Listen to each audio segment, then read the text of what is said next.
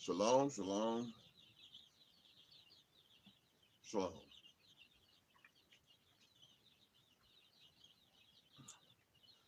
I'm hoping you had a blessed Shabbat.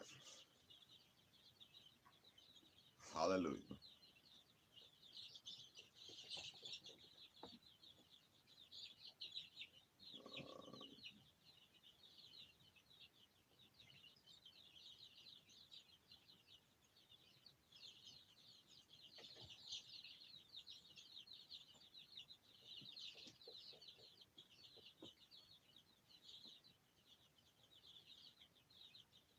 There we go.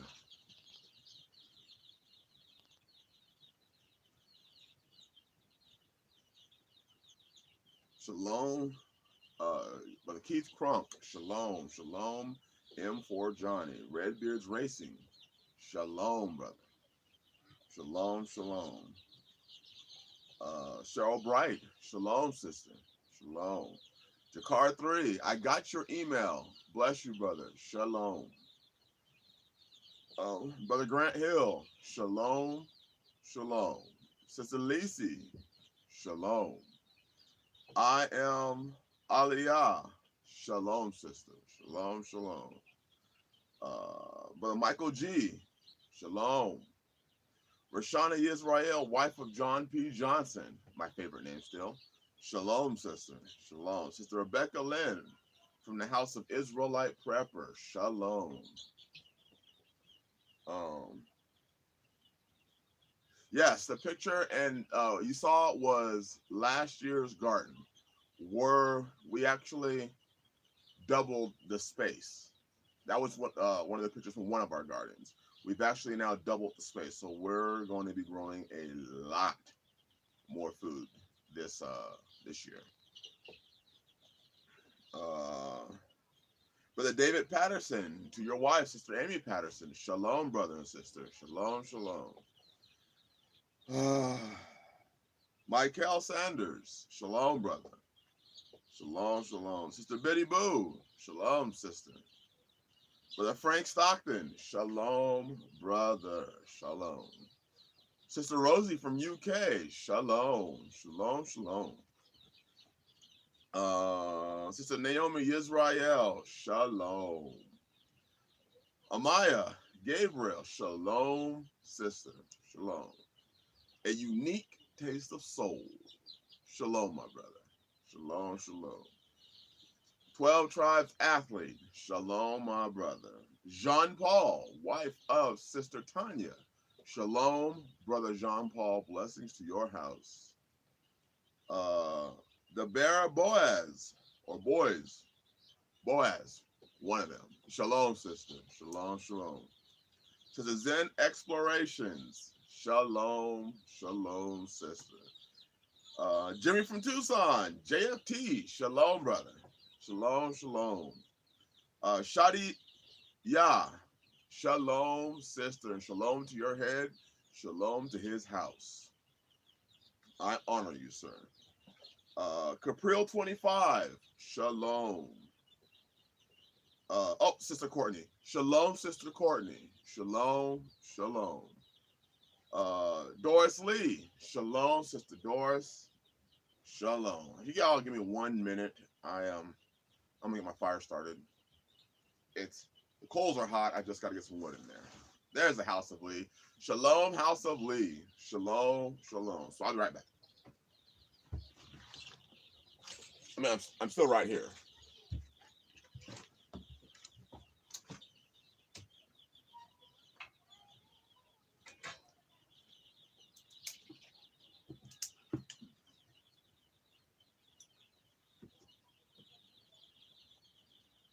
Oh.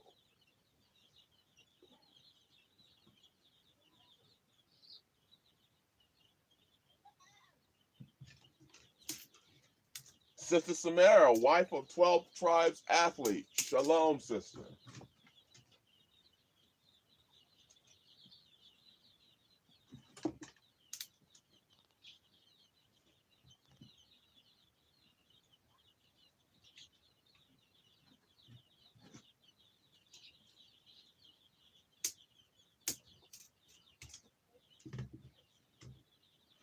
Sister Shadia, yes, we did get your emails. My apologies for being slow in response. I am going to be responding to all of your emails soon.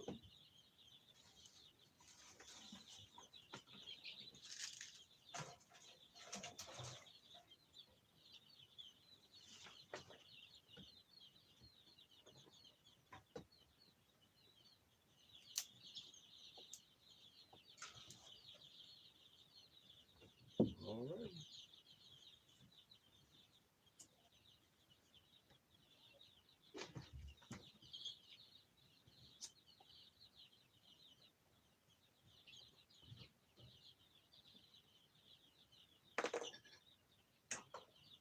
Hallelujah.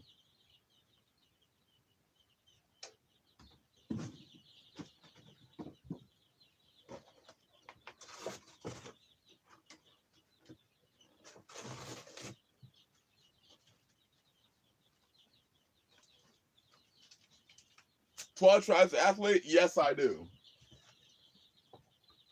I've heard that also, people trying to say chickens are unclean. And the reason they say it is because they say, one I've heard is chickens don't fly. And in fact, yes, they do. I just watched some of them fly like 2 minutes ago. And then they say also because uh,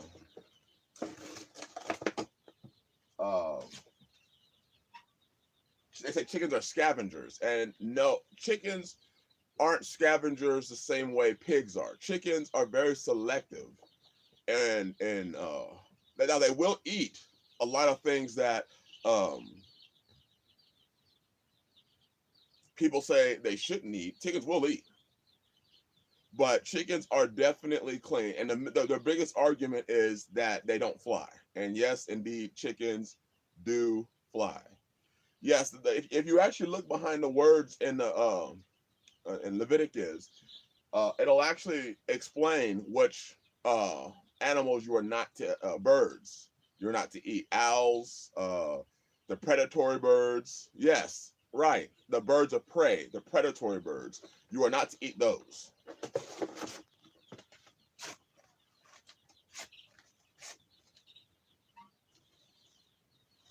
So eagles, hawks, owls, vultures, um, bats, all those you are not to eat. So yes, I have people tell me chickens and turkeys are unclean, and a lot of people have come out with their own theologies, brother. Um, we were just studying that. In fact, my apocrypha's in here. We were just talking about that today, and I'm gonna dive into that. Just let me get this fire going. I'm almost done.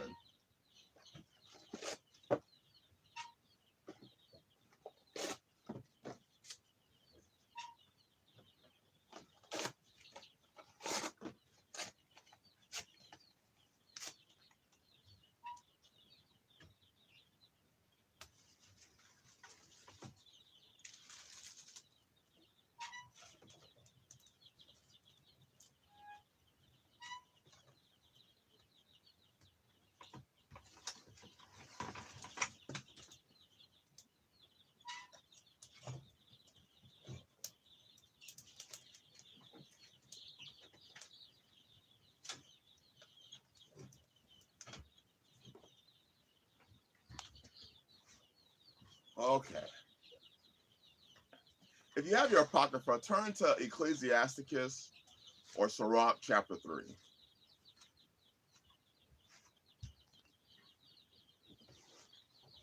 And we're gonna start, I believe, verse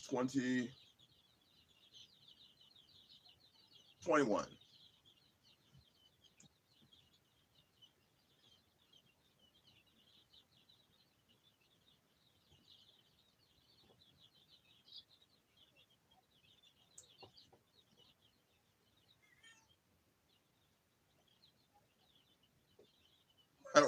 Jerry from Tucson, right? They're going to work on the Sabbath. Those things don't ever stop working.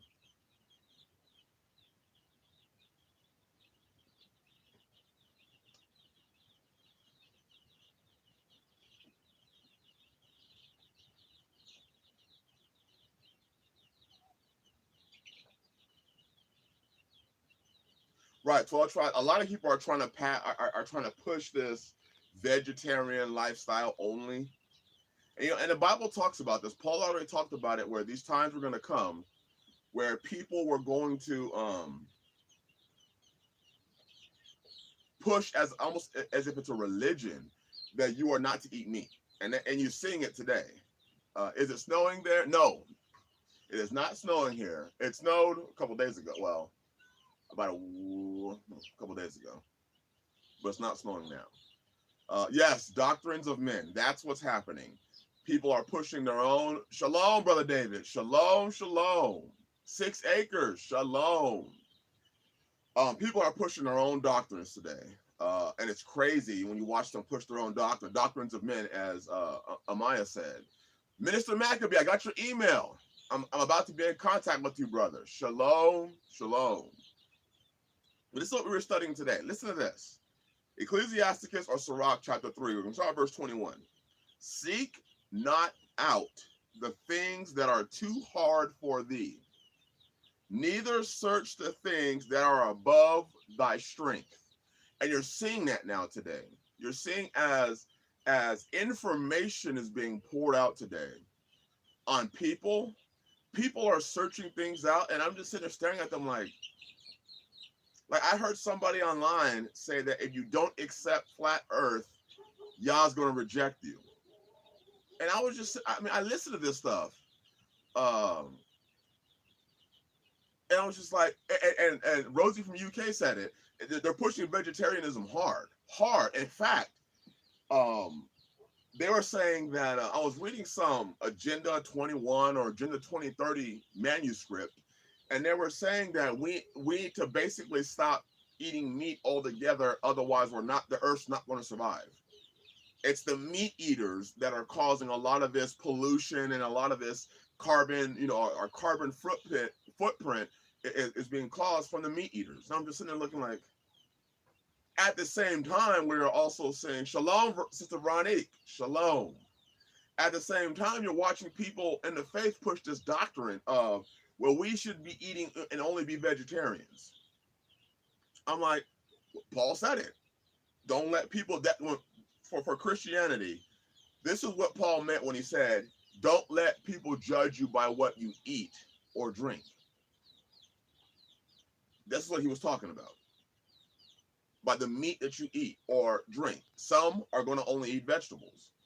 Some are going to eat meat. But either way, you're not to be judged. So some are shalom, brother. Oh, shalom to the Chava Chava. And I was vegan for years. I was vegan for many years. Due to I was raised Seventh-day Adventist with my mom and my dad, and they went complete vegan. And right about the time they started pushing a lot of the soy products is when I stopped. Right when that time hit, I stopped being vegan. They're pushing the soy milk and all this soy products, which we know has estrogen in it. Which is why you call it soy boy.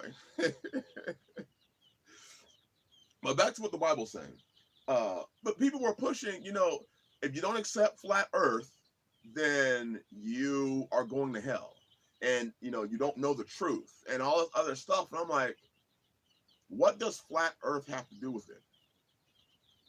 People are turning every little thing in the doctrine. Have you noticed when the whole flat earth thing came out, people were like, it became a religion.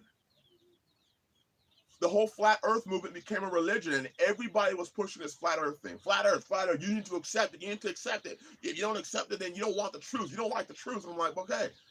But irregardless, here's my question. Whether the earth is flat or round, and I don't believe that the earth is round, but you don't ever hear me talking about it because it's that small of a matter. Whether the earth is flat or round, here's my question. How is that going to help me grow my food? I don't, how is that going to help me grow my food? How is that going to help me develop a better relationship with Messiah? How is that going to help me keep the commandments?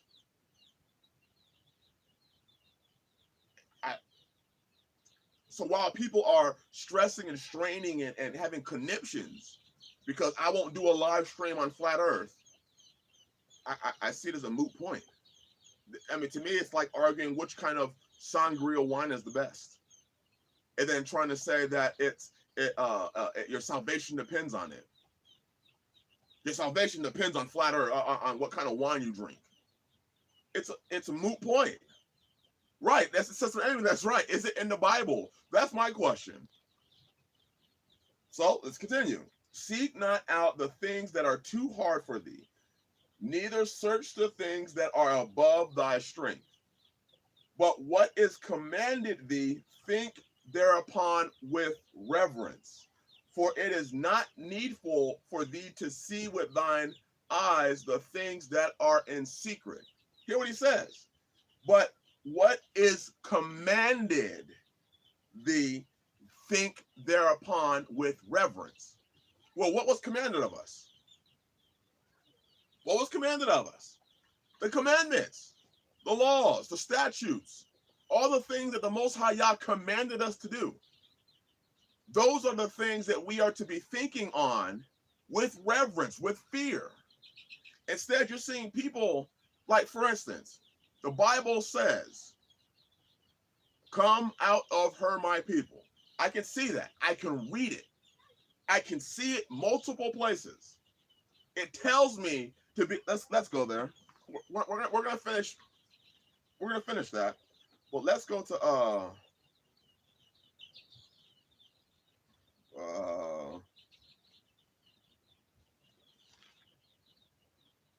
1 second.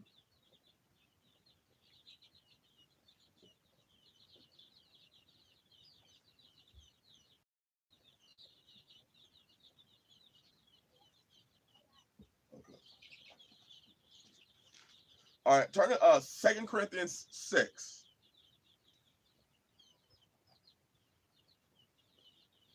2 Corinthians 6.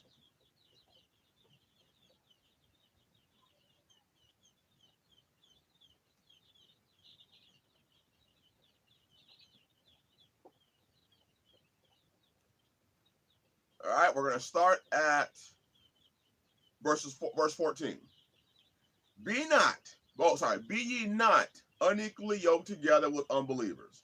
For what fellowship hath righteousness with unrighteousness? And what communion hath light with darkness? And what concord hath the Messiah with Belial?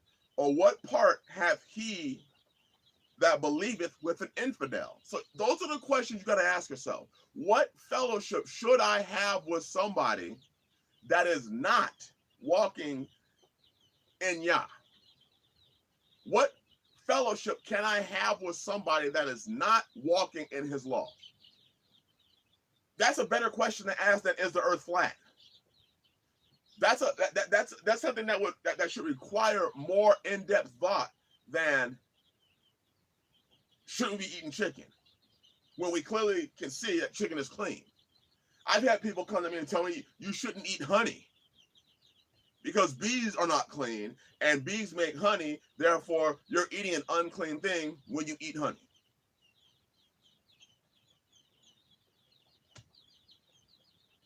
And, but then when you say, well, didn't John eat locusts and honey? Oh, that's not that kind of honey. It was a different kind of honey. Oh, okay. All right. Thank you. I'm glad you explained that to me. I'm glad you. Thank you. Let's continue. Right, the land of milk, and they said that's a different honey. That's a different honey. Oh, it's the honey from the guava. I had somebody tell me this. It's the honey from the guava plant. I was like, oh, okay. It's honey from. Thank you for that in-depth information. That was so deep. That was so deep. How be at peace, brother. What do you say to that? Let's continue. And what agreement hath the temple of Yah with idols? For ye are the temple of the living Yah. As Yah has said, I will dwell in them and walk in them, and I will be their Yah, and they shall be my people. Wherefore, Wait, where was I at? Oh, I am. Wherefore, come out from among them and be ye separate, saith Yah, or saith the Lord, or saith the Master. The Master told us to come out from among them. He means where they are, you come out from among them, and you be separate. That's a command. That is a command.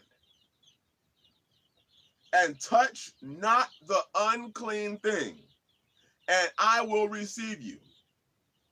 Yes, holy is set apart. Thank you. Bless you, Brother Elkown. So we are told, Yah said, come out from among them and be ye separate, saith Yahweh. Not saith Paul, not saith following Yahshua, not saying Pastor Johnson or Elder so-and-so, says Yah. Yah says, come out from among them and be ye separate. That's a command. So you should work fervently in that the same way you work fervently in keeping the Sabbath, because that is a command from Yah. And touch not the unclean thing, then he will receive you. Once you come out from among them and you have been separate from them and you don't touch the unclean thing, then he will receive you. And I will be a father unto you. And you shall be my sons and daughters, saith Yahweh Almighty. That's straight up in the Bible. I can read that. Elkan said, then ask, set apart from what? Set apart from sin and its curses. Yes, you're setting yourself apart from sin. Yeah, give me some wine too. Yes. So I can clearly read that. Set yourself apart from sin. We read it all through. Let me see. Let's finish. Whatever it's more in the Apocrypha. So whatever is commanded thee, think upon that with reverence, with fear. Think upon that. That's the thing you think about. Not about, is the earth flat? You see, it's amazing how much time people spend thinking about things they shouldn't. Let's continue with what the word says. Be not curious in unnecessary matters, for more things are shown unto thee than men understand. It's here in the Bible. Don't be curious in unnecessary matters. So if the matter is not necessary, you should be out of it. And that's how I live. Let's say I'm helping a brother. The brother wants help. At the point in time that brother is no longer walking in the faith, I'm not checking in on his life to try and figure out what he's doing right or wrong. My hope is that he comes back. Until then, bless you. I hope you're getting what you're looking for.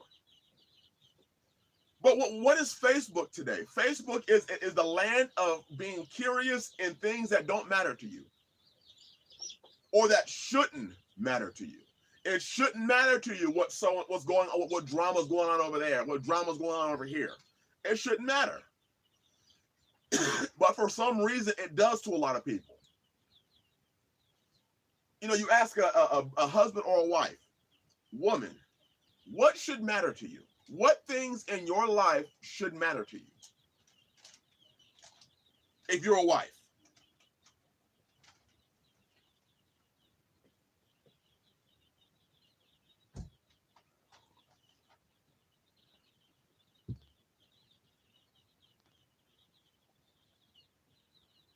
That's right. Live for Yah. Exactly what Shadiah said. I don't spend my time when it comes in homeschooling, nor do I command them to spend a whole amount of time homeschooling on let's teach them flat earth or circular earth. Here's what I teach them. We live on earth. That's what I teach them. We live on earth. I don't spend the time, well, it's a circular globe or it's a flat plane. I say, we live on earth. Here's what you live on. It'd be hilarious to listen to Abraham have this long discussion. Well, the earth is a globe.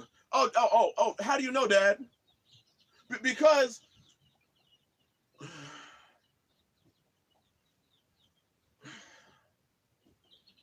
for real? Right. It's the third planet from the sun, and you plant greens and vegetables in the dirt.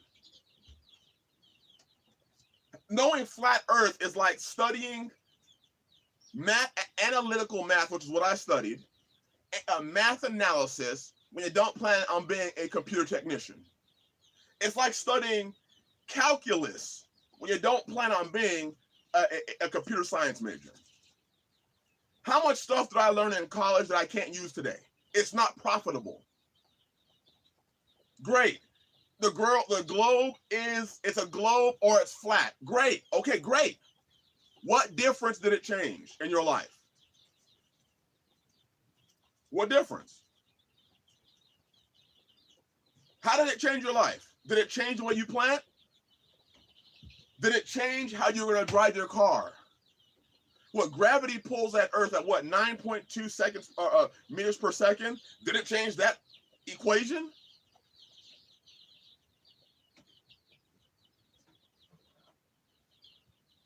Right. I don't care as long as I don't fall off of it. So yes, we do homeschool here. Our children have never spent a day in the school system. Not one day. I have two excellent teachers. And as she said, teaching on the commandments is a lot more important. That's why my children know the commandments.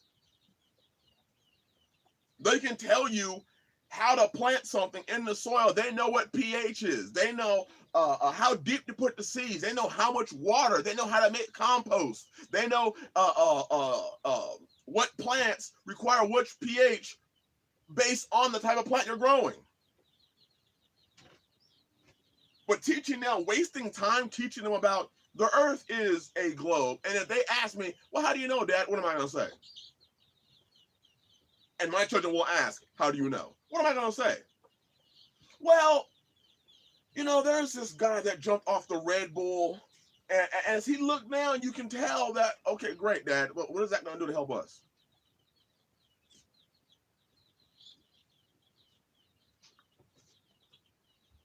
Right. How many children know about the feast days? How many children even know of the feast days? How many children even know what to do on the feast days? That seems like it'd be a very important thing to teach my children. Now, do my children know math? They're far advanced in math. They're far advanced in English. They know that stuff. They know the continents. Hey, that's interesting to know. The continents. Whether it's flat, they know how to purify water. That's a lot more important. That's going to have a direct impact on their life. Drinking non-fluorinated water is going to have a direct impact sometimes in regards to their life.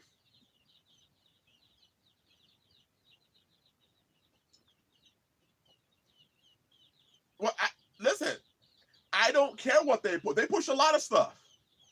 See, here's the problem that a lot of people have. A lot of people look at and this is this is how Satan is just so good. People think that because the global system pushes something that it's automatically false. Because the global system pushes it. So they immediately take the opposite approach. If they're teaching this, therefore I'm automatically going to believe that. And is that wise? No. What it should cause you to do is study. If the global system is pushing something, you should study to see if it's right. If it's not right, then you can implement changes. The global system also pushes you need to drink water. So should we stop drinking water? No. We should drink clean water, right? Usually what they push, they just got their twist in it. Say it louder. Usually whatever they're pushing is not necessarily directly wrong, and they usually got their twist in it. Drink water, that's good. They're just going to give you dirty water. So you need to drink clean water, you know. Right. They're going to say brush your teeth. You should brush your teeth.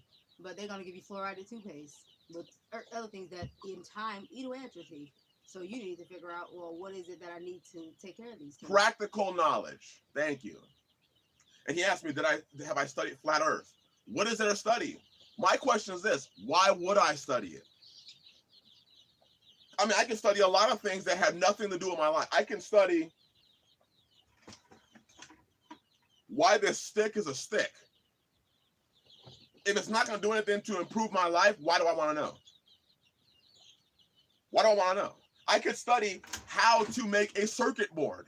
Actually, wait a minute, I know how to do that. How to build a gun? No, I know how to do that. I know how to do that too. How to make a circuit board for a coffee maker. I can study that. Yeah, I can study a back scratcher. What? I don't understand the questions that people ask. There are so many more things, especially once you come out and live this life. Once you, it's not a denial. I don't, whether it's flat or it's globe. Like I said, I believe it's flat Earth. But here's the one problem that I have. How do I actually prove that? And the Bible says, prove all things and hold fast to that which is good. How can I prove it? How can I prove it? I can't prove it. I don't have the equipment. I don't have the compass big enough. I mean, we can draw conclusions. Hey, Antarctica is the end. We can draw a conclusion. But has anybody ever proven it? How do you prove it? And proving something is not going based off of somebody else's work. Proving something is knowing it for a fact yourself, and you can sit down and show somebody it, not showing somebody else's studies. Like, I can prove I can grow food. I can prove these things. I can prove it. I can prove it. Everybody else goes on these tangents. But my question is, can it be proven? Somebody said, well, can you prove God exists? Yes, I can. I can actually prove that thing. And I've got witnesses to prove it. I got actual witnesses to prove that God exists.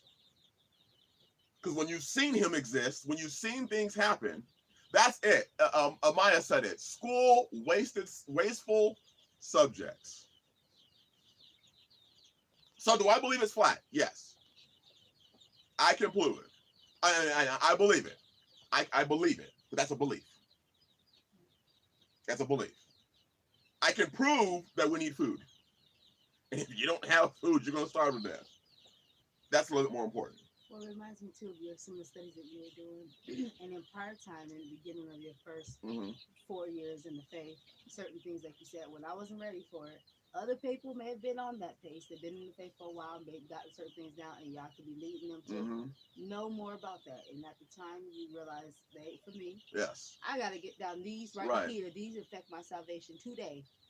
And then as I studied the word and I started to get a better understanding of how our ancient people lived, I saw that they lived a very simple life, and they did not waste their time in things, as the Bible says. They didn't waste their time on subjects that were irrelevant. They didn't, just like, Abraham didn't pontificate on what's in the middle of the earth. I don't see that. I don't see him having pontification lessons on what's in the center of the earth. He was concerned about growing in the earth. And I think that's what happens is our search for truth. In the search for truth, the devil knows how to throw things in there and get you, just like, for instance, here's an excellent one. When I came to the truth, I spent about 9 months going into deep studies on the Illuminati. The Illuminati and the New World Order. Deep studies on it. Did I not? Yes. I'm talking deep studies. Had trips ready to go to I wanted to go see the Georgia Guidestones. I'm in deep studies. Every day. Bought films, lots of 15, 20 films on the New World Order and the Illuminati. And then I realized after studying for so long, I was like, wait a minute. I'm in a terrible place because I know more about the New World Order and the Illuminati than Yah's ways. I know more facts about what I perceived as facts as the Illuminati and the New World Order. And when I realized, and when it came down to it, is all I needed to know was this: does the New World Order exist? Yes. Does the Illuminati exist? Yes. Are they controlling the world? Yes. Okay. So if they're controlling the world, what am I going to do about it? What am I going to do about it? The back of the dollar has the pyramid. It has 13 levels. The eagle has 13 arrows. Great. Great facts. Maybe even more reason to come out. Right. That's more of a reason to come out. Just let you know, okay, they're affecting certain things, and I know that. So what am I going to do? I can't affect everything, but I can change what happens with me. Right. I can know, don't trust that. Okay, stop trusting in too many things. Okay, cool. Jakar 3 said it. Meaningless rabbit trails and stumbling blocks. We start studying more. We know more about that stuff than we do Yah's own ways. I started to realize I'm in trouble when I started to know more about these random, needless facts than I did about how to plant a garden.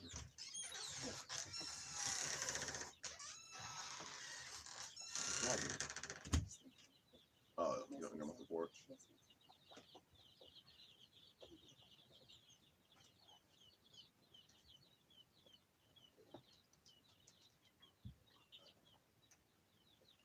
Live for Yah again. I'm gonna disagree with that. Truth can be a stumbling block. Most definitely be a stumbling block. It can most definitely. You can learn deep down, intricate truths, and you spend your time studying those truths instead of understanding Yah.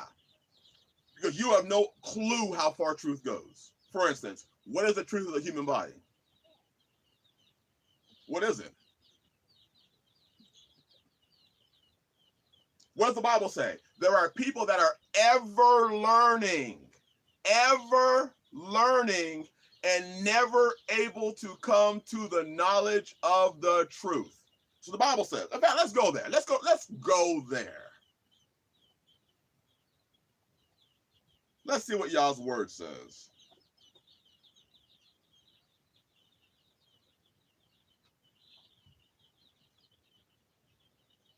Second Timothy chapter 3. Let's see what the Bible says.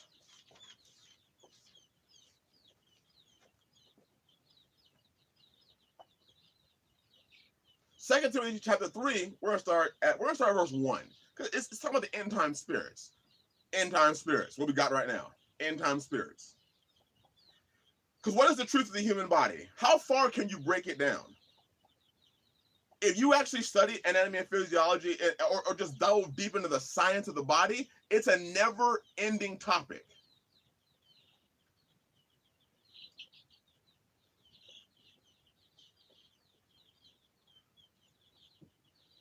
This know also, that in the last days perilous times will come.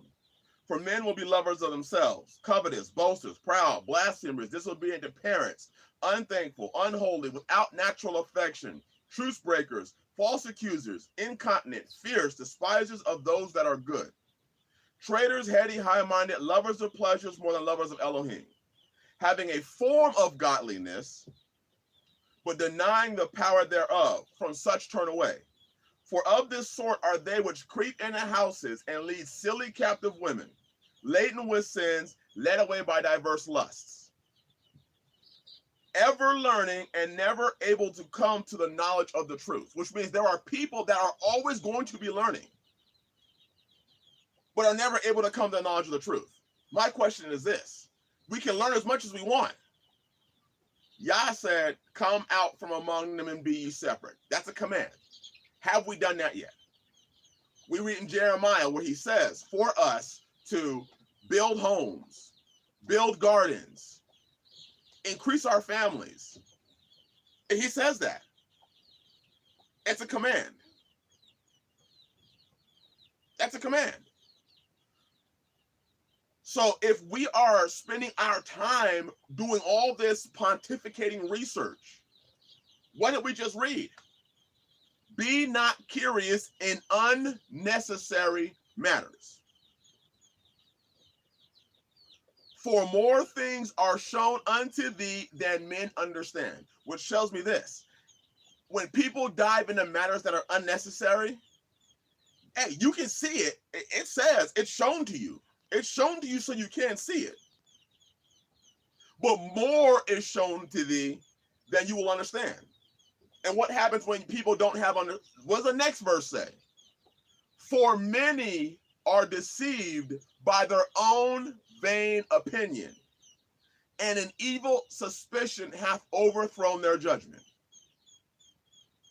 Which tells me that the Father will give me what I need to know for the current time to get done what he has for me to get done.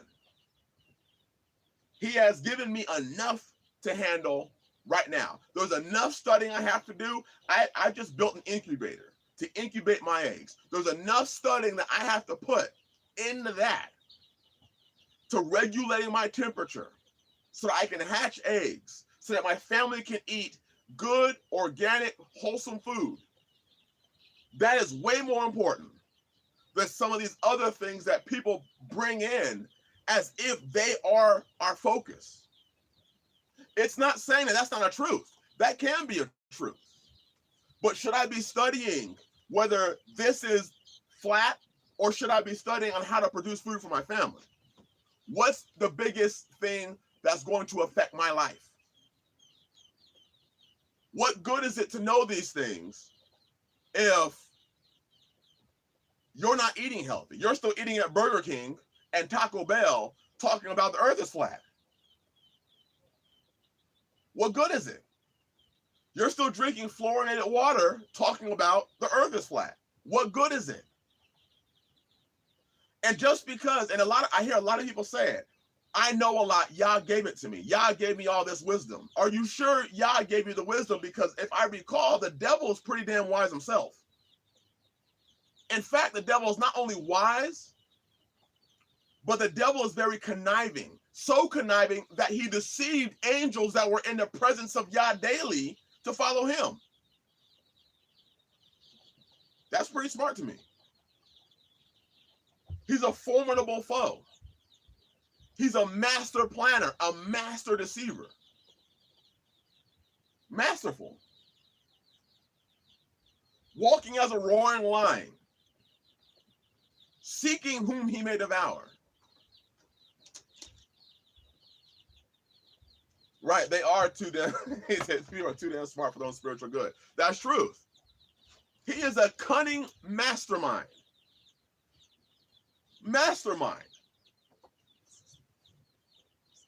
I mean, he spends his time daily watching, trying to figure out, how am I going to get you?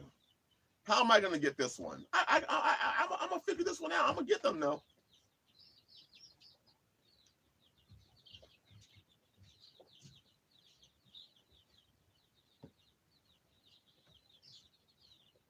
Wow. Brother Jamil, I am so sorry. That happens. That happens. Well, they will cut, they will shun you out. I'm sorry, brother. I am so sorry.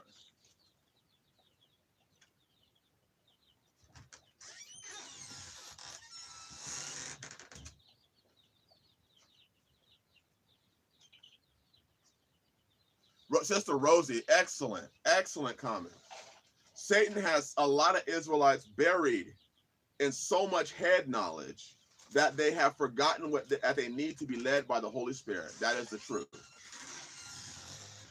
When I look at knowledge, I see this. If that knowledge is not going to help you in any way, live, grow, become a productive individual for the kingdom of Yah, what good is it? What good is it? I look at all knowledge like that. If I cannot immediately implement that knowledge for the saving of my family, tribe, and community, what good is it? What good is it? And I think that's the question that we have to ask ourselves before we just fall headlong into research and nothing Foxworth for Yacht, send an email with her name and her number to the Following Yahshua email address. They'll get it.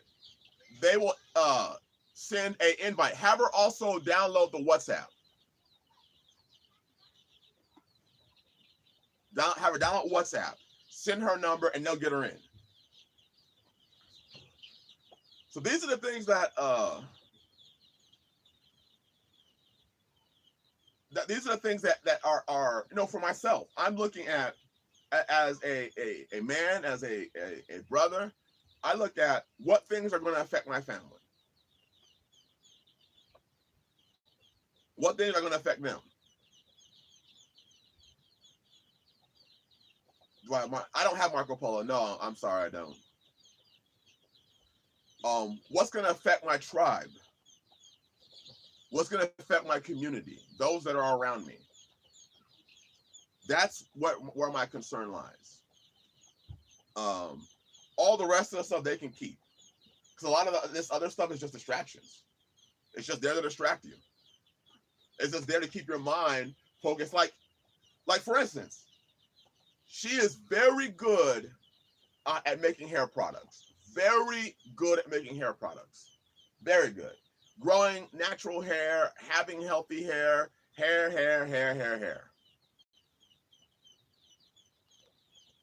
But can that become a stumbling block? Huh? So can I answer this? She can answer it. Absolutely. How? Fact, Explain how. Like when I first got into natural Speak hair, louder. when I first got into natural hair, it was actually something Master told me to do. So I'm not using he's buying expensive hair products. And I got so into it and, started hair growth over with myself, with natural, keeping things out of it. So at first it was fine, but I subscribed to like 7 hair channels and I was like on every page of research to try to get this down and prove to him. I did the search that he said I needed to do for him to buy natural things for me. And then, so at first I was subscribed to all these channels. But then after a while, I remember having days sometimes where I would watch like 10 or 15 videos literally on every way to use a different product and what use is this. And even once I got a good, this type of oil to use that worked for us in the family. I got the conditioner that was working just fine. It was like, oh, now mango butter's out. Okay, well, what is mango butter for? I already got butter that works just fine. I got 3 of them, in fact, so I'm good. But I just kept going and going, and then I started to realize, man, sometimes dinner is late because I don't watch 10 hair videos, and sometimes the children that needed something, I missed it because in between there, I was watching hair videos, and it just became it was a good at first, it helped at first, and it became a distraction. I didn't know when to stop. And it got to a point where I deleted, like right now, if you were to look at my page, I have 1 hair channel, and I barely watch it. It's like literally just to review something if I forget. I do not watch it. I unsubscribe for every channel because I realized, I'm like, oh, I got all this information already. I only needed it for this, and I'm good. Like, that should be enough.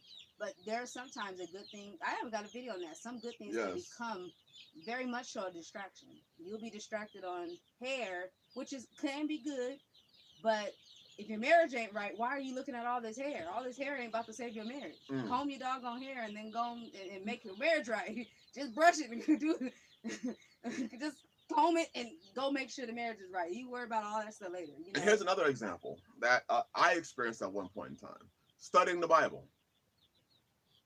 And I get messages like this where brothers are mad at their wives because their wife wants them to get a job, but the brother is stuck reading the Bible. And is saying, my job is to study. Y'all put it in my heart where I'm supposed to study the word and read the word and have knowledge on the word. And they're not working. They're not working. But they can repeat a scripture at the drop of a dime. I'll be like, Habakkuk chapter 26, verse 19. He'll give me a verse. It's not even 26 chapters in Habakkuk. There's not even 26 chapters in it. But he can tell me exactly the verses, what the verse was. It's not even there. Book of Adam, the second book of Adam and Eve, chapter 3, verse 9. Don't even live it, but that's okay. Yeah, and they don't live the Bible. 12 tribes said they're hobo Hebrews. Right. And I'm sitting there looking like, what the, as Sister Ronnie said, if a man doesn't work, he doesn't eat. The Bible says in Deuteronomy 28 that Yah will bless the work of your hands when you're in obedience. Here's the amazing thing. A lot of people today can't even experience Yah's blessings. They can't even experience them. Let's go to Deuteronomy 28. So I'm not accusing. But the word, you can study the word so much. And you're not, Paul said himself that I work so that I am not a burden, even though I can require them to give me food. I work so that I am not a burden on the brethren. I don't want to be a burden on the brother, so I work. What was he, a tent maker? He made tents.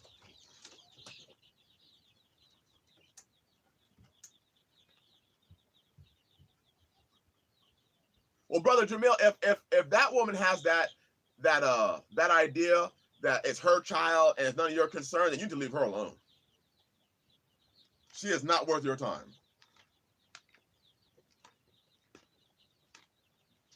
So I guarantee you, if you were to take her, she's going to want your money to support that child.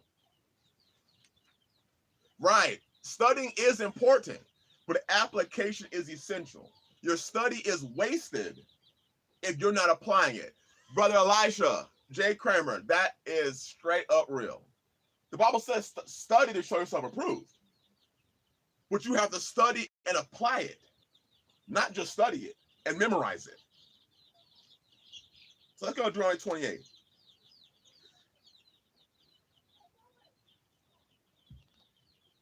We'll start verse 1. We're not going to read far into it. Just start verse 1.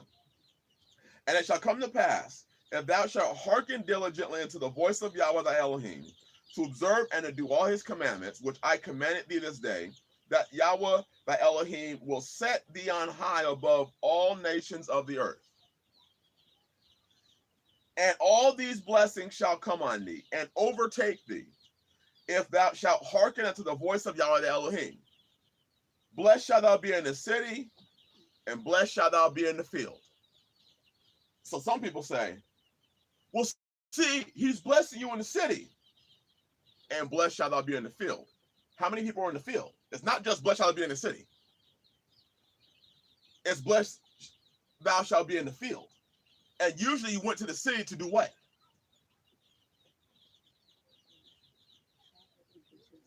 To shop, get goods, exchange services, deal. You're going to deal. You're going to sell your wares. Huh? That's what they used to do to other nations. They would take their wares to the city and sell to other people. Blessed shall thou be the fruit of thy body. Children. Right. Foxworth, for Yah is right. They went to the city to sell. So blessed shall be your business. Blessed shall be your fields. Blessed shall be the fruit of your body, your children. And the fruit of the ground, another agricultural blessing. And the fruit of thy cattle, another agricultural blessing. And the increase of thy kind. What are kind? Animals. And the flocks of thy sheep. Animals. You're a husbandman. You're in husbandry. These blessings are all agricultural. Blessed shall be the basket of thy store. Blessed shalt thou be when thou comest in, and blessed shalt thou be when thou goest out. And Yahweh shall cause thine enemies that rise up against thee to be smitten before thy face. Thou shalt come against thee one way, and flee before thee 7 ways. Yahweh shall command a blessing upon thee in thy storehouses, and in all that thou settest thine hand unto, and he shall bless thee in the land which Yahweh the Elohim giveth thee. He's going to be blessed. You're going to be blessed. but it requires us to do something. We read it, we understand it, and then we go do it. That's different than a lot of people who claim this faith, which is read it, they understand it, and then they read some more, and then they understand some more, and then they read some more. I can't tell you how many sisters have sent us messages with this very thing. He wants to study all day, and he sends me to go to work. A lot. I'm flabbergasted. Was that your situation? No. Okay. I'm flabbergasted at the amount of sisters that send a message. He wants to stay at home and study and wants me to go to work. He wants to study and he wants me to get a second job. He's eating my food stamp money. He's spending my cash aid. He married me and is spending my funds.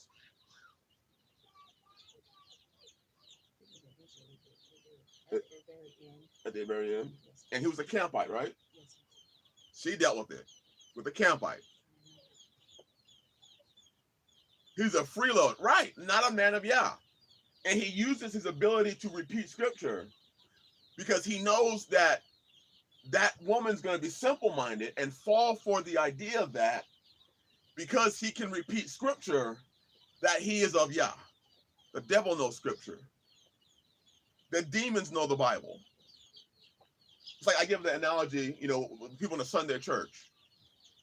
People go to the Sunday church, even the Seventh-day church, the Sabbath churches, and the devil's sitting right there in the pew next to them like, that was a good word.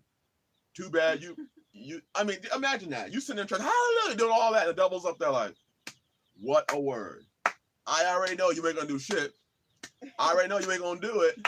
But man, had you actually heard that, you'd be delivered. Woo!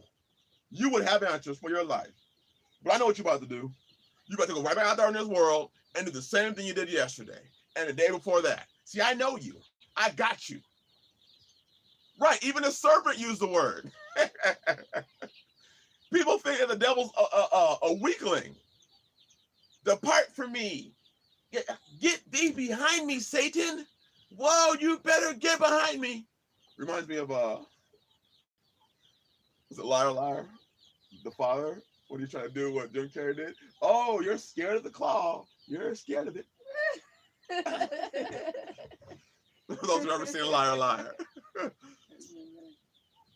The devil's not afraid. What the devil's afraid of is he's afraid of you living this word. He don't care how much you know. He's afraid of you doing this word.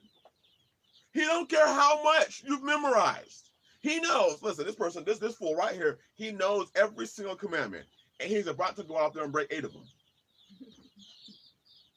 Watch. Can you imagine the devil sitting there with his demons like, watch, hey, he better go do it. Ah, we got him, that dumbass. And you over there with the fringes on, head coverings, long flowing skirts. And he just in there laughing like, I don't even have to try to get this fool. He falling. I'm not even trying. The word is in his face. It tells him to separate from sin. And when nobody's looking, he's in sin. Don't you get more understanding once you start doing it? Oh, wisdom. Wisdom is applied. Wait. Yeah, it's applied knowledge. Wisdom is applying the knowledge that you are gaining from this word.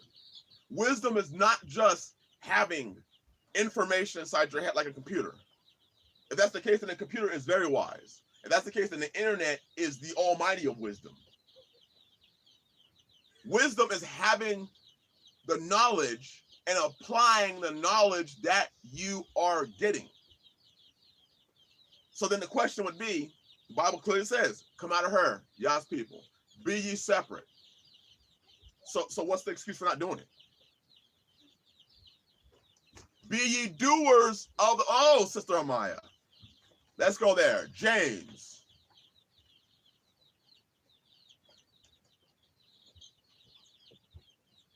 chapter 1, verse 22. Be ye doers of the word, and not hearers only, deceiving who? Who gets deceived? Yes, sir. Yourself. If you are not doing the word and you only hear it, you will guaranteed deceive yourself. It is a guarantee. You will deceive yourself if you hear the word and not do it. James chapter 1, verse 22. Yeah, they're jumping out now. I gave up. Again, be ye doers of the word. Do it. Shalom, Sister Angela. He hopped on the other side like, all right, listen, you can't get me over here. And not hearers only, deceiving yourself.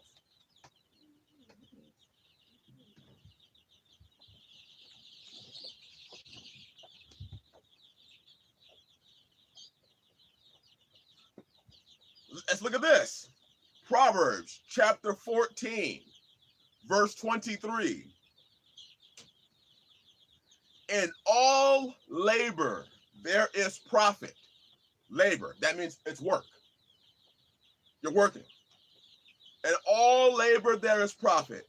But the talk of the lips tendeth only to penury.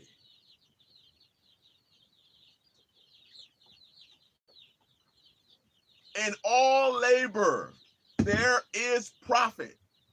If I go outside right now and I start collecting sticks, there's profit. We're going to be warm. But the talk of the lips, running your mouth, leads you only to penury. Penury is being broke.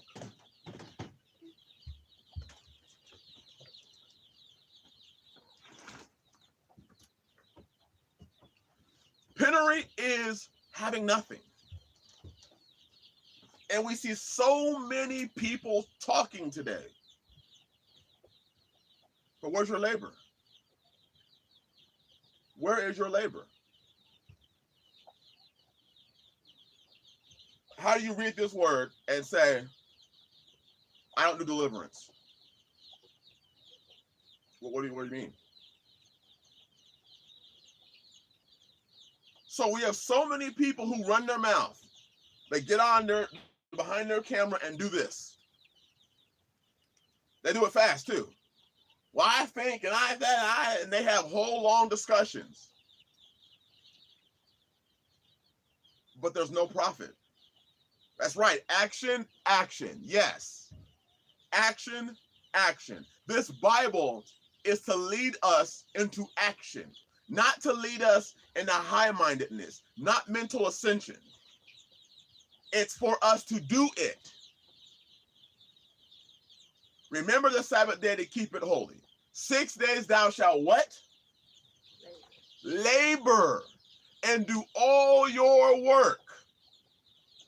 But the seventh day is the Sabbath of Yahweh Elohim. In it thou shalt do no work. Which means it's a command. 6 days thou shalt labor. That is a command. Remember Sabbath day to keep it holy. 6 days thou shalt labor and do all your work. That's a command. You work for 6 days.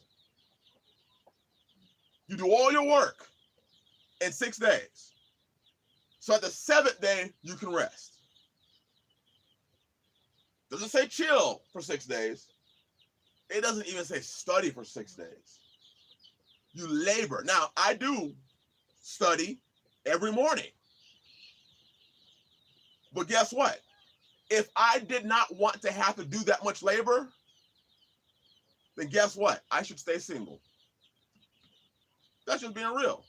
If you want the responsibility of a wife or helpmeets and children, you're going to have to labor hard. If you don't want to have to labor and you want to spend your time solely studying, then you don't need to be married. You don't have to have a helpmeet. If you are called to just study, if that's your calling, if your calling is to just sit down and study and spread the word, then you don't need a wife. You can be like Paul. See, a wife will take your attention. You're going to have to work more. Children take time for you. You have to work to provide for them. If you want to provide little, be single. If your calling is to be a studier of the word, follow Paul's footsteps. Be single. Sister Betty Boo, I hope you feel better.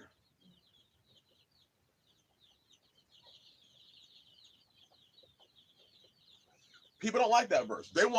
I want to study all day, but I want a wife to help meet my needs. Well, if you have a wife, you are to provide for her. So the Bible says. You are the sole provider. You provide for your family. Not her provide for you. Not her busting her ass at work doing 60 hours a week for you. You bust your ass to provide for them. That's the responsibility of taking a or more than one helpmeets.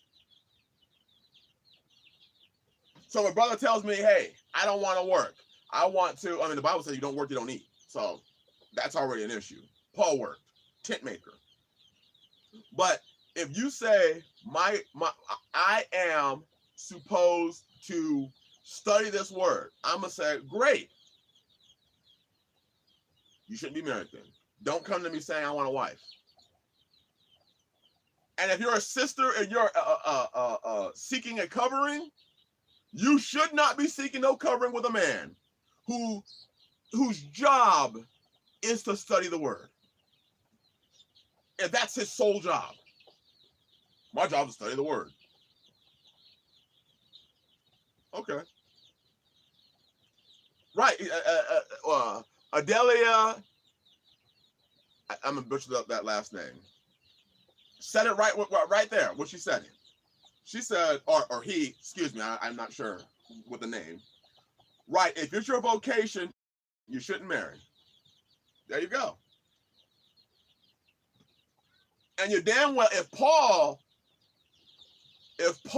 wasn't a burden to others, to his fellow brothers, then you shouldn't be a burden to your sister, to your wife. Let's see how many people want to study only now.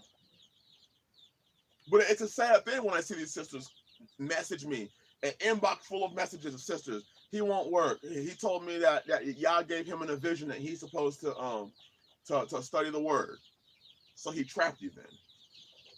Well, how about this? If he's not working and providing, which is what he's commanded to do, then he is in effect abandoning you. Ooh, they don't like that part, do they? They don't like that part. If he's not providing what the Bible commands him to provide, food, clothing, and covering, he'll do the conjugal rights part, right? Oh, he'll have some sex. He'll meet that requirement. But he will not provide. Then he ain't a man. He is certainly not a husband because he is not doing the requirements of a husband. I can't say I'm an Israelite and not do the requirements of that Yah tells me to do. Amelia said, oh my goodness, my first husband told me that for 10 years. See, it's a trap. These men be playing that game. Right, if that is your special calling, make some money to care for your family. If that really is your calling and you've got a family, then guess what? Yah is putting much more on your plate.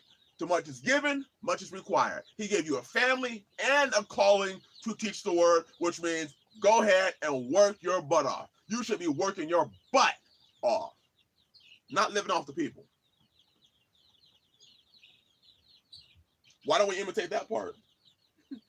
Paul says, Follow me as I follow the Messiah. That follow, if you look behind it in the Greek, means imitate. Imitate him as he imitates Christ. Well, one of those imitations is he worked. He said, I don't want to be a burden to nobody. So I worked for my own bread. I worked. That's why I put in the time that I put in. They want me home bad. But I put in the time. Why? Because I'm not about to sit on YouTube and have a begathon. Well, if you're a real Israelite, the Most High Yah would already put in your spirit to give. I don't have to tell you to give. You just naturally know it because you're an Israelite. That's a nice hustle. That's called a hustle. That's what that's called. You hustling. Hey, I ain't gonna put salt in your game, but you hustling. It's a shame that they studied the word that much but still don't know. Right. Right. They can study the word, the e-bakers. And, if a person had a problem and came out and said, hey, my car broke down, I'm looking for people to give. I'd give to that person because I can look at the fruit and say, okay, he's done this. He's walked this thing out. He needs help. That's where I can come in. Hallelujah. And help the brother out. But these people today, it'd be an e-bagathon. You can't transfer bins at your will. You're just trying to fly out. Come here. Look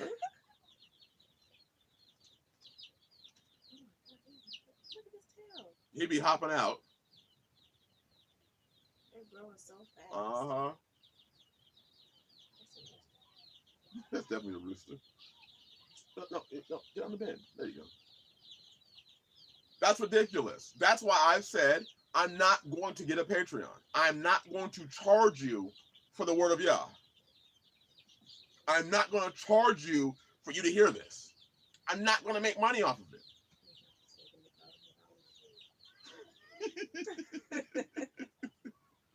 Right. Oh, yes. A man that does not provide for his own hath denied the faith and is worse than an infidel. That word infidel or infidel is you're worse than a non-believer. If you say you are in this faith and you have not provided, let's go there. Oh no, you can't poop there. Dang it.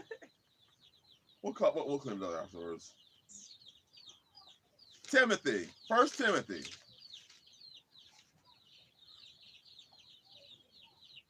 Chapter 5. Right. Y'all gave it to me freely. How am I going to make money off of it? That's crazy. 1 Timothy chapter 5, verse 8. But if any provide not for his own, and that provision is not just financially. You have to provide everything for your own. The word of Yah included. And especially for those of his own house. He hath denied the faith and is worse than an unbeliever or infidel. So I have a charge to provide them with what I am required to based on the law, and I'm required to provide them with the word. Which is exactly why, honestly, I have a hard time getting back to people's phone calls. Because if I'm not studying, I'm working my butt off. And if I'm not working my butt off, I'm sleeping. I just don't have the time.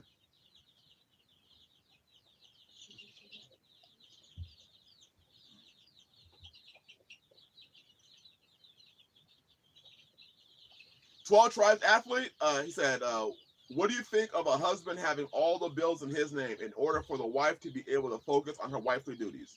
Excellent question, brother. Here's my answer. I have every single bill here in my name.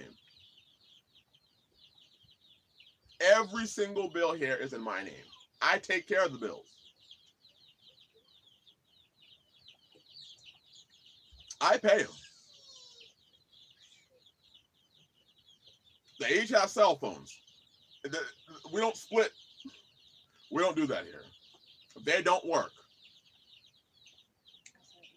Outside of the homes. Yeah, outside. Here, though, they work. They work here. I put a list down of things that I need to get done. They get them accomplished. The things that they can do. I need you to dig this area up or remove these rocks. Oh yeah. And Brother Dave Patterson said that it's that way there too. And they work hard. Listen, this is not one of those homes where the man's just busting his ass and the woman's sitting there looking pretty. Hell no. Mm-mm. I provide them with what they need.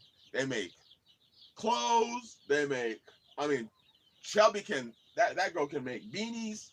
In fact, I'm selling beanies now. Because people at work want them. Oh, wow, we like that beanie. I do. Sister Angela said her husband does too. And you can usually tell those sisters that have that when it's structured that way, because they have a spirit like Sister Angela. You know, they're able to focus. When their husband calls, you know, when we be on the stream, and she's like, oh, bless you all, my husband calls. She gone. She gone.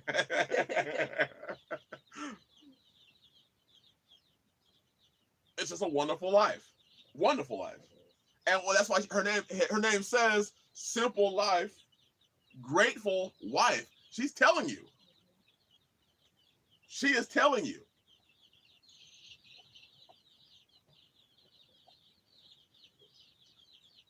It is a lot of work. Oh boy, it's a lot of work. Tomorrow, I have to cut down 4 trees. I have to move the trees. We're extending our chicken run and pen. We're doubling the size of it. So I'm laying the post in the ground right now. I have to work on the house some more. And I have to repair part of the chicken coop that we have. And apparently, I got to find a way to keep him in his box. Want to stay in your box? Please? Okay.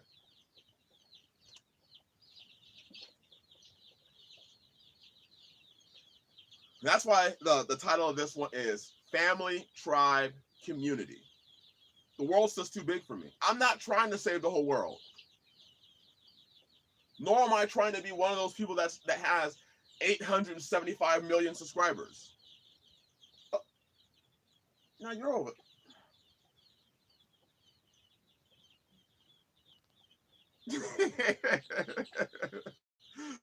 I don't want you don't want to wake up with him on your forehead. Right. What right now, us men, I saw Minister Maccabee say. He said he can't wait to get started homesteading. Because it is a joy. It is. And one thing, that I thank the Father for. I thank the Father that I was able to be used for good for once in my life. Where I was able to give a good example. Where I was able to give an example of what it is to live this life. It's hard. It's tiring. But I wouldn't trade this for nothing in the world. Nothing. Oh, it's tiring. But when you eat your own food, and that's why I continue to push the idea of he just hopped in the other bin. You weren't supposed to be in that bin. He's looking at me like, what you gonna do about it? I ain't doing nothing. You looking mean. That's why I'm saying that everybody should do the best that they can to get around like believers. How many solar panels do I have? Whew. I have 7 325 watt panels.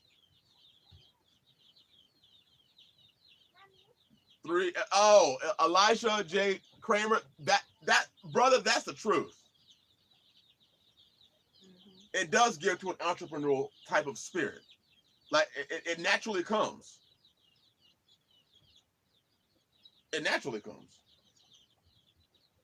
But yeah, so I have 7 325 watt panels, and I'm actually going to be buying 2 more very soon. And then I'm going to be expanding my battery bank extremely larger. Right now we're working on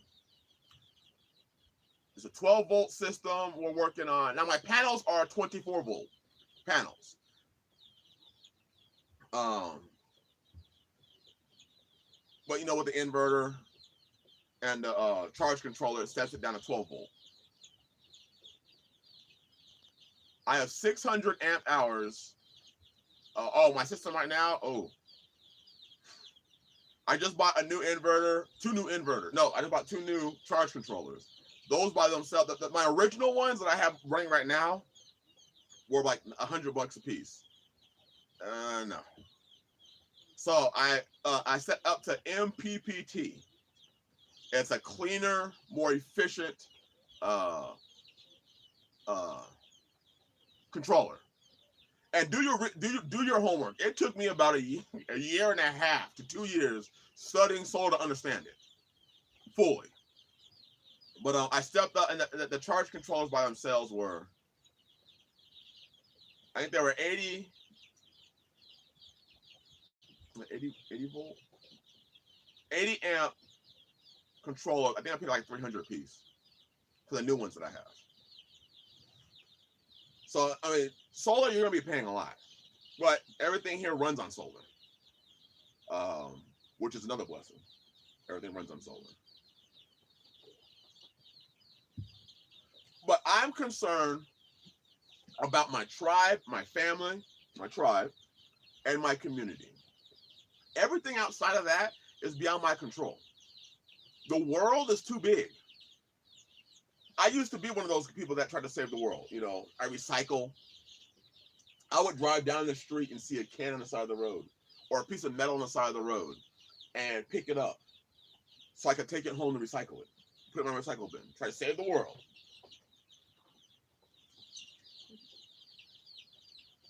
And I've learned now. Now, I learned it from a movie. I can't remember which movie it was. It was either The Core, or it was Deep Impact, or it was one of those movies. But the actor said, I'm not trying to save the world. I'm just trying to save my family. And I was like, oh, you're right. You can't save the world. Yes, the batteries are most expensive, brother Day, especially you want to store power. Like, you can run solar, but when the sun goes down, you're done. When the sun goes down, you're not going to be getting any power. Batteries are specifically for storing power. That's all they're there for. You're storing the power you're creating. You can have a solar system without any batteries and have power in a day. When nighttime, it's night. And I know people who have done that. They create their system to specifically run power in a day. I know people who have that in their workshop. They have no batteries in their workshop. They have solar panels, and that's it. And the panels connect to an inverter or to a charge controller and an inverter. No, I think it goes straight to the inverter. No, it doesn't. It goes to the charge controller. There's a charge controller, then it goes to the inverter. And they simply, I would say you want them. You want batteries. Like right now, if I did not have batteries, there would be no lights. There'd be none. I mean, it'd be candles. But like right now, the heater that I have in my incubator, it wouldn't work without batteries. Not now. With that being said, hold on one second.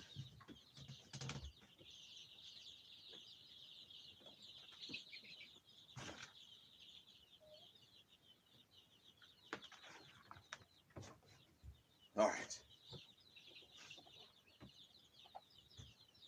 But we as men, yes, we have oil lamps. I know how to build oil lamps. I built oil lamps, and they run on cooking oil. So as far as now, we can use our recycled cooking oil, but you can actually make oil lamps that run off of cooking oil. And then when you have solar, you also you have to know how to maintain your batteries. You have to. I learned that this year. No, actually, 12 Tribes, when we first moved here, me, Zion, and the children, we lived in a trailer, we had no solar. We had no solar for, the first 6 months? First 6 months, we had no solar. We lived on flashlights and lamps at night.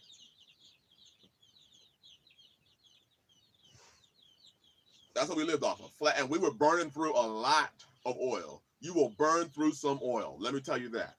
You will burn through oil.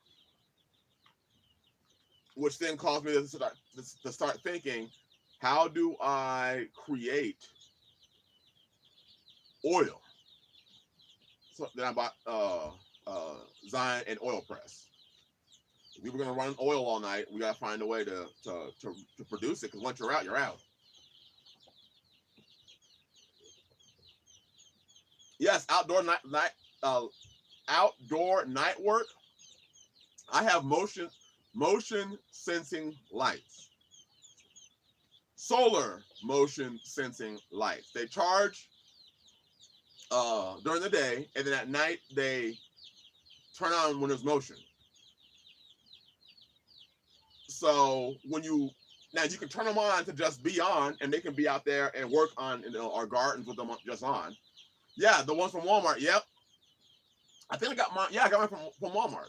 Yes, I did. I think they were like $20, and I bought like 4 of them, and I still have one that I have to put up. But they run on motion, and they work pretty well. They've been rained on. They've lasted over a year. So far, the best small batteries I have tried. Yes, L-Count. Yes, those are excellent small batteries. Now I have Crown batteries for my solar. And they work well. You just have to maintain them. You have to maintain your batteries. But also, like this, I buy things like, I almost killed her.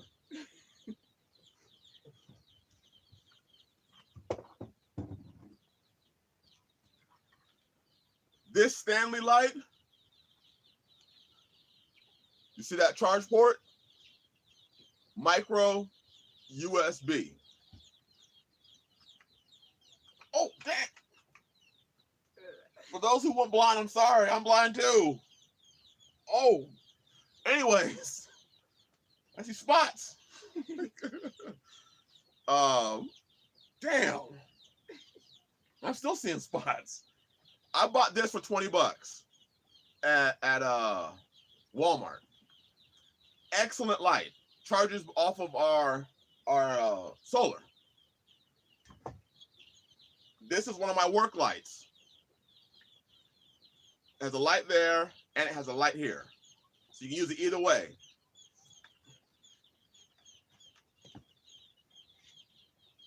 This battery is rechargeable.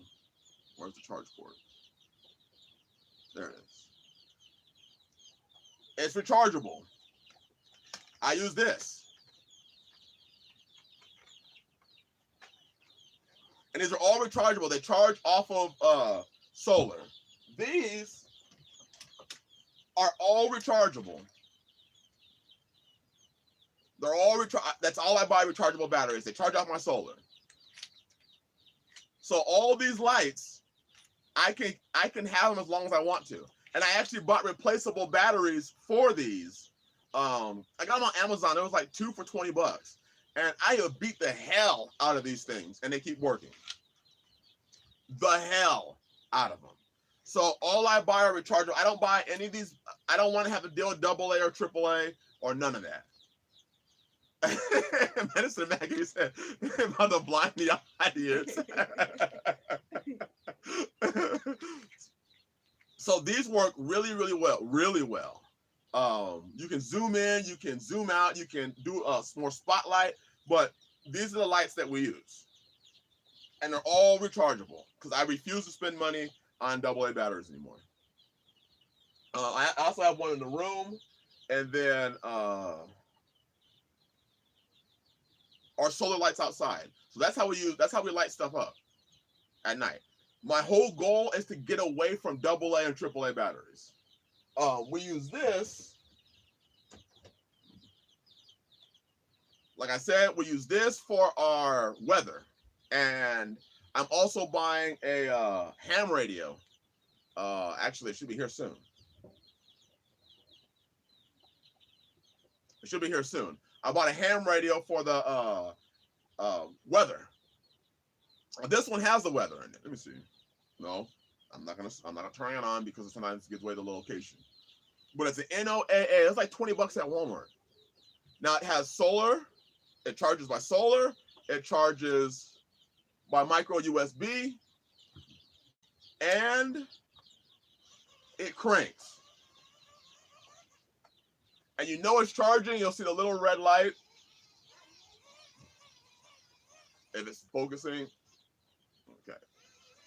You might see that red light turn on. That lets you know it's charging. So it's a flashlight also. But these are the things that we use. And then we have our regular ceiling light. In fact, this ceiling light is a Bluetooth ceiling light. The bulb is Bluetooth. So I can hook my Bluetooth up to it and listen to music, and it changes colors. You don't believe me, do you? You don't believe me. Get the controller. We about to have a house party in here. Watch this.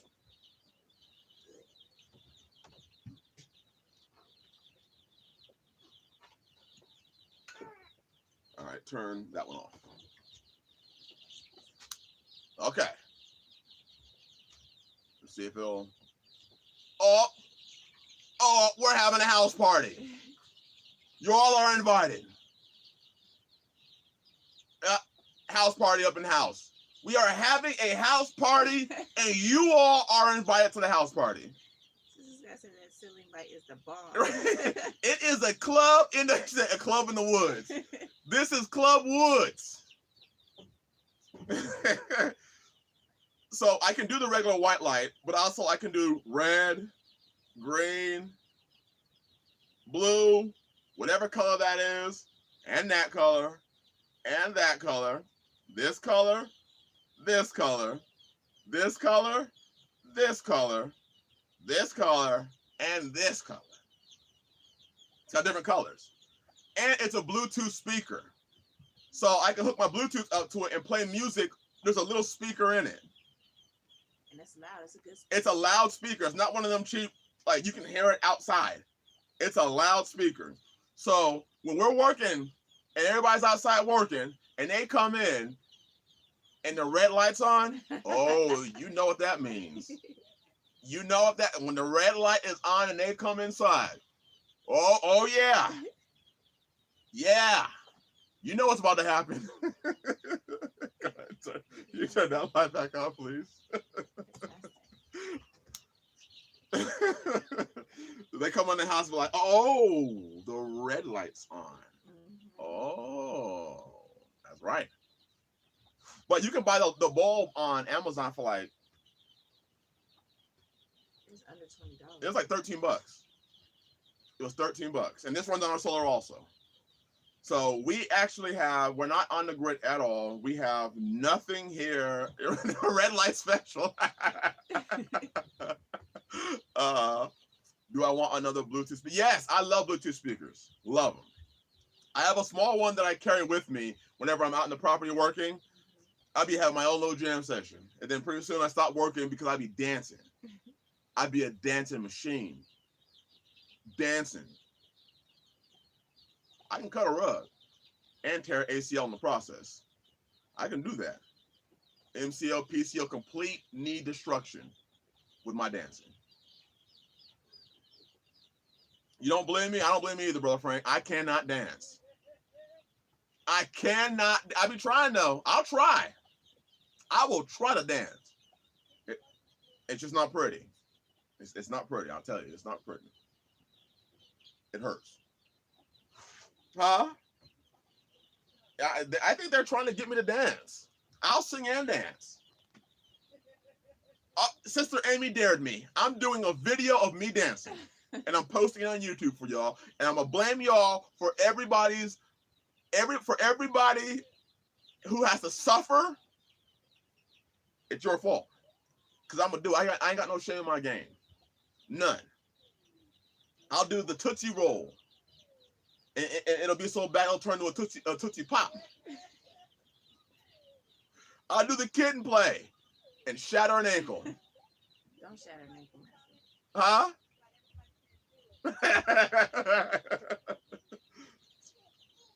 I'll do the electric slide.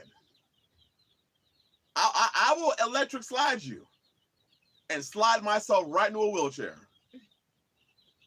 Oh, I can do the hammer dance. I'll do it. I get old school. Oh, I'll cabbage patch you. I'll do it. I'm gonna be hurting after these dances. I will be hurting after these dances. I'm gonna have to call into work. Why are you calling in?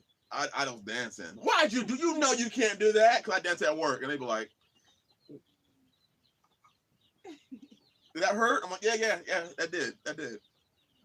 That hurt." Saturdays, I'm telling the truth. I really can't dance, but I'm gonna do it just for y'all. But what's the one? Homesteading is fun. You know, when people talk about homesteading or even living off grid, all they see is the misery. Please, Hammer, don't hurt him. I'll even put on the MC Hammer pants while doing it. No shame in my game. None. But I can't say you'll ever be able to forget what you saw. Yeah, glow sticks are excellent also. We have little Harbor Freight. When you go and buy something at Harbor Freight, to give you those little blue flashlights, we have those everywhere. Right, they do be looking at me like that. Like, I thought black men can dance. Like I can strut. I can do a gangster lean. I can do a gangster lean with the rhythm. I just can't dance. If it goes beyond the church step touch, I'm out. She said that video is gonna go viral. Yes,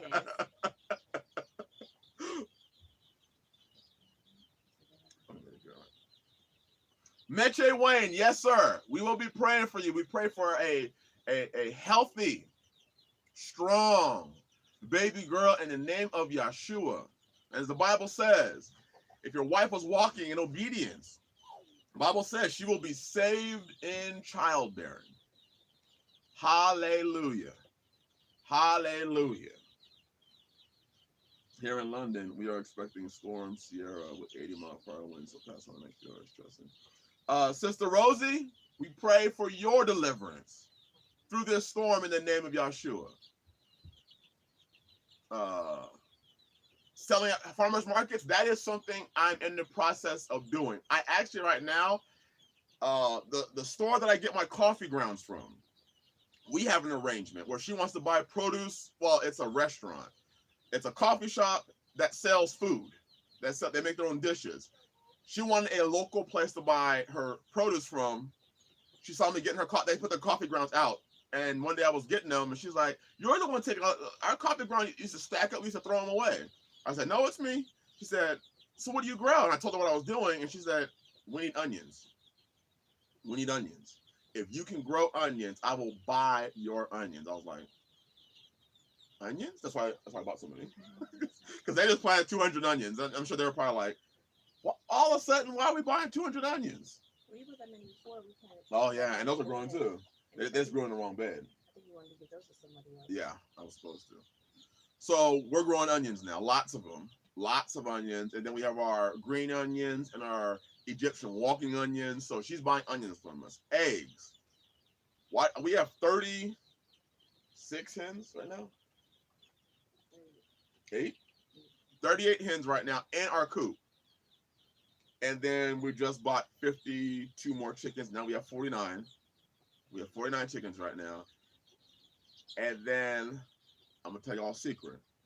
There's an order for about 25 more chickens coming. Now, here's the problem. I have no idea how the person that ordered it got my credit card information. It's an interesting thing. The person got my credit card information and sent the chickens here. It's amazing. So we have more coming. What a guest. Wow. What do you know about that, huh? It did work. It was a slow night.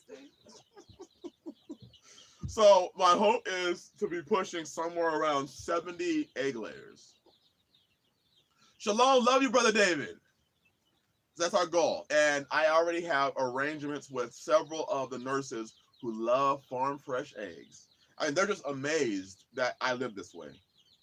And they are amazed. Like, yo, you grow your food? I want to try some of your eggs. I want to try some of your wife's hair stuff. Oh, can your daughter make me a beanie? I was like, beanie? They're $11 each. How much you selling for your farm fresh eggs? You know, at that time you're like, I don't know. $275. That's a great price. I'm like, it was because I saw someone else I was selling for $250. I just charged an extra 25 cents. Great price though. You said it. So that's what I'm doing. But see, this is the thing. Come on, Lily. Come on. Come on. Come on. There you go. See what? This is the why we should be around. We should be around each other. It does, Elijah. That's your words again. Homesteading leads to entrepreneurship. That's why when you said that, it hit home truly with me. We have people. I don't ever get my location. We're in the Ozarks. I'll tell you that we're in the Ozarks. We tell people, like, you don't understand. There is so much opportunity that's untapped. Sister Sky.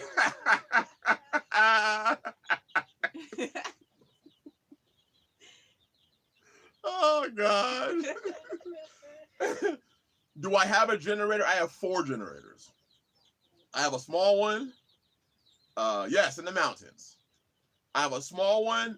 Then I have one that's about 2,300 watts, and then a 4,200 watt, and then a 9,000 watt generator. So I have 4 of them. Now one I have to repair. My 2,200 one I have to repair. So I bought the 2,700 one. No, yeah, I bought that one.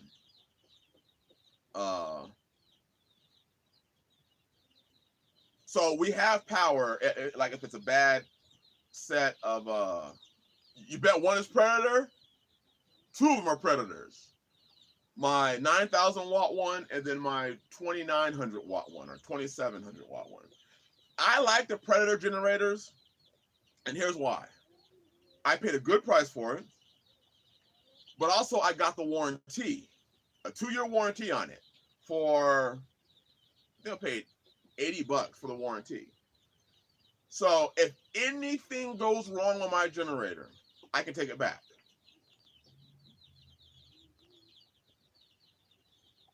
I can take my generator out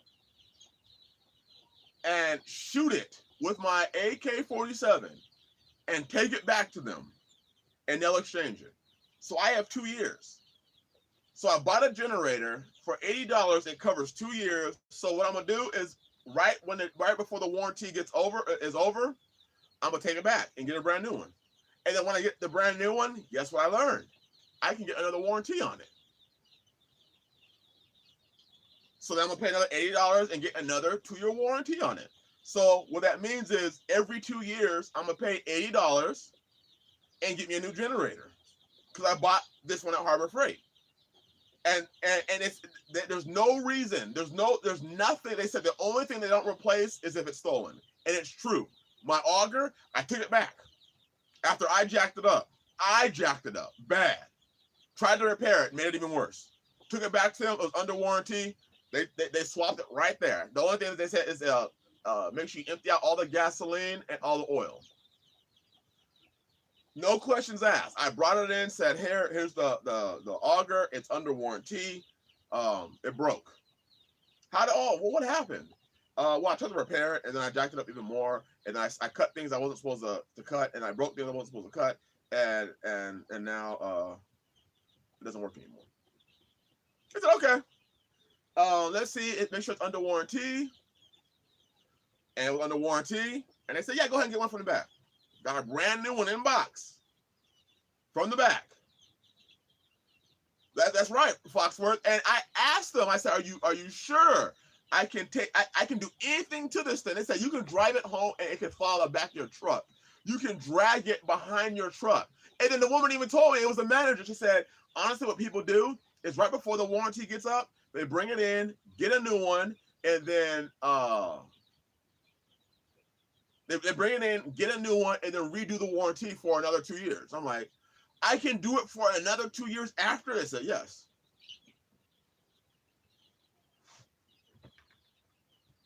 Oh, that's a good question. Redbeards Racing asked a question. Brother and I said, red light means you're sleepy. That's usually what happens, brother. Oh, they refurbish the old ones and resell them. Okay.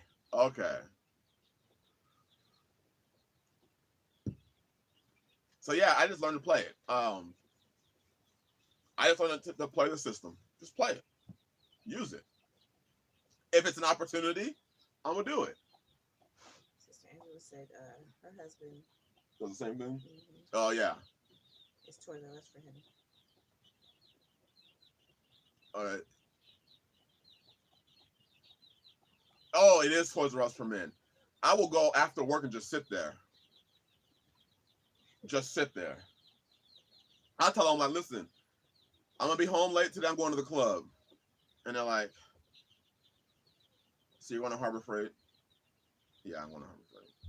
How much money needed to get started building a community? Well, it depends.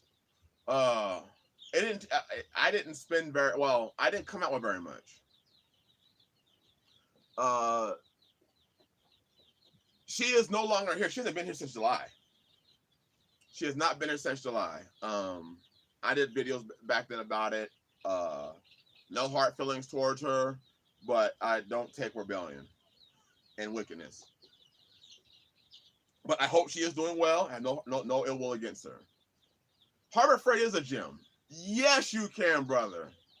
I have put their machetes to work at Harbor Freight. Harbor Freight is a good store.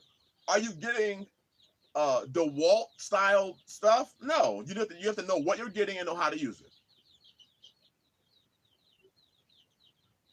You have to know what you're getting yourself into and how to use the tools.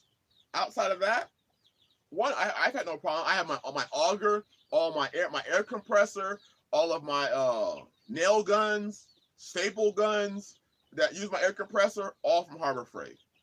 My multi-tool, my oscillating saw, everything. That's a good question. I have heard seen studies done where people were able to show that it's not unclean.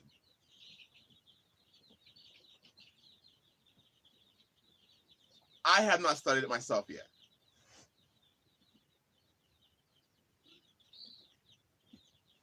That's right, Elijah. That's right. If I buy a tool from Harbor Freight and get 2 years out of it, I'm happy. My auger, I put my auger through it.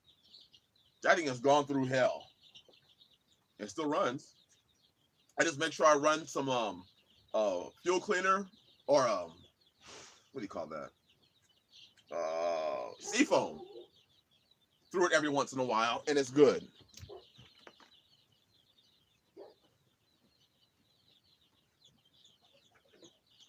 Dear.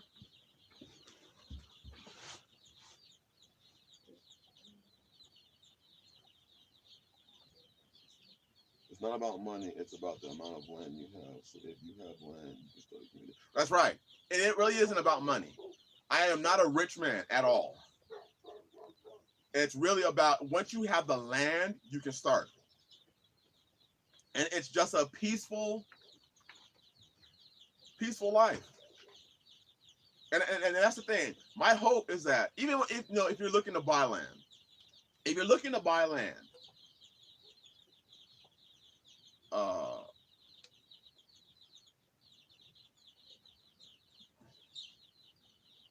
answer that question already?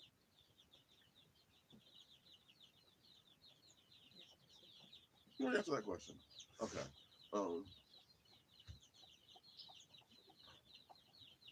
The Harbor Freight cement mixer has worked great for him.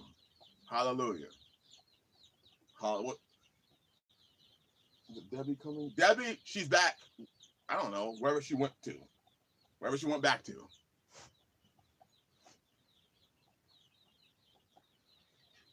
Yeah.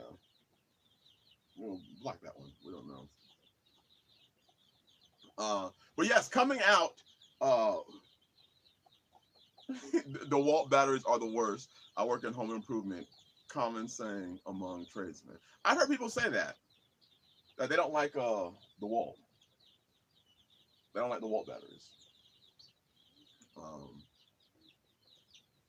You'd be surprised at what kind of tools I use. I use my drills are hyper tough from Walmart. All my cordless drills, my cordless circular saw, my cordless saw, they're all from Walmart hyper tough, and they work. They work.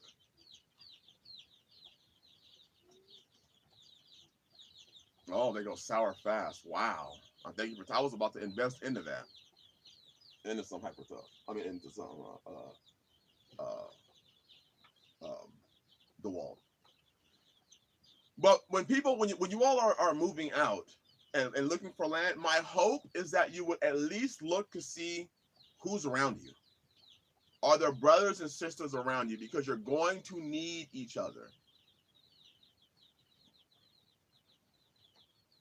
You're going to need each other if you plan on having a community, especially community. You want to be around like believers. That's why in this general area, we've got a lot of people moving out here. Mm-hmm. We've got a lot of people moving out here.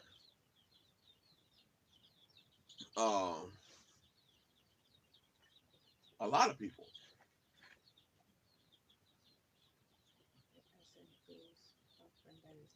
Oh, there you go. Bidiyah Gavri Israel, shalom, shalom, shalom.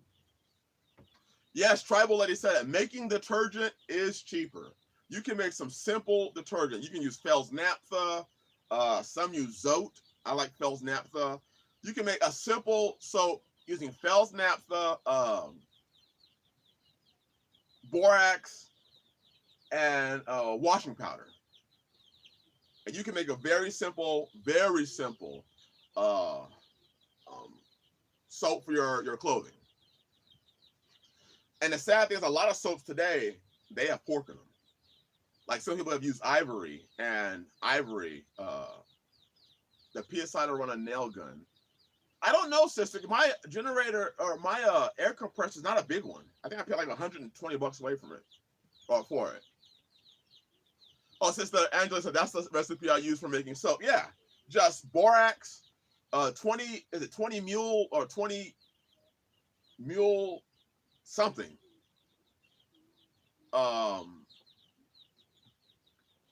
Fel's Naphtha and washing powder.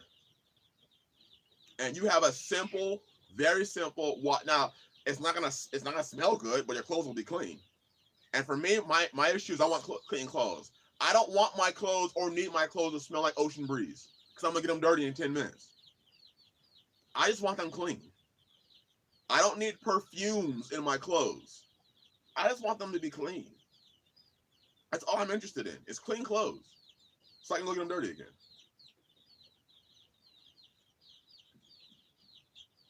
Yeah, some use Zote. Yeah, you can use the essential oil for fragrance, and I'm telling you, you will say you will be paying pennies per load making a soap that way. Pennies per load. Pennies, literally. And then some people make a liquid soap where it's more liquidy, almost jelly, like a jelly substance. Some people put baking soda. Some add vinegar. Once they get their load started, they add a little bit of vinegar in there. You can do different things to your soap, but the point is that you can save. Because people ask, like, I got this question a lot. How do you do it? Like, you say you're not rich, and I'm not. I guarantee you, most of you make way more than I do. Guarantee you. How do you do it? I save money. You'd be amazed at what you can do when you grow and eat 90% of your food. Yes, we have a washing machine here, but it's a small washing machine. It's not what you're used to as a washing machine. Uh, do a video on the washing machine. Um, Very small washing machine. It washes your clothes and we hang them to dry. It's a washer and a spinner. It's an agitator and a spinner, basically.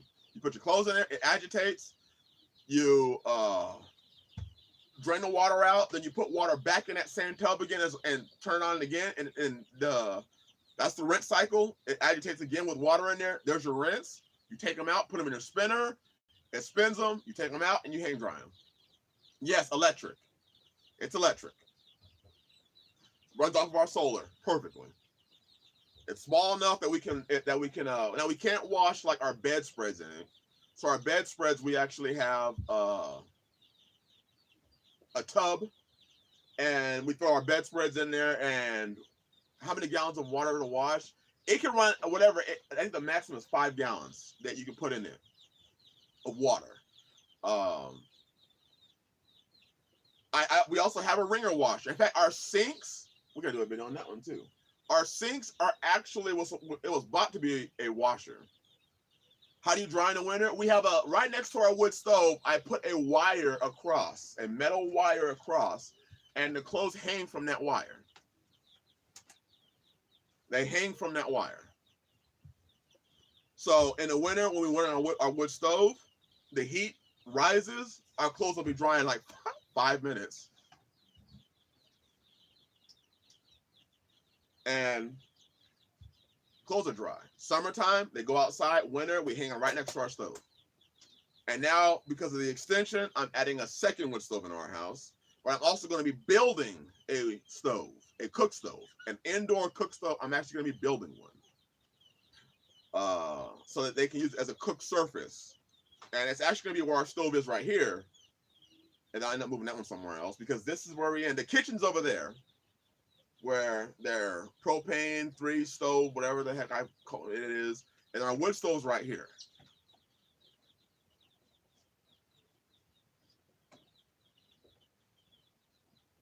But it's all doable. That's the thing. One of the things, as a brother Elijah Kramer said, not only do you become an entrepreneur, but living this life, you learn to solve problems.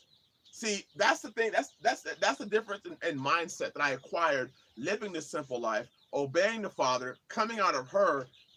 You realize there's a lot of ways to solve problems that you didn't have before, you didn't know about before.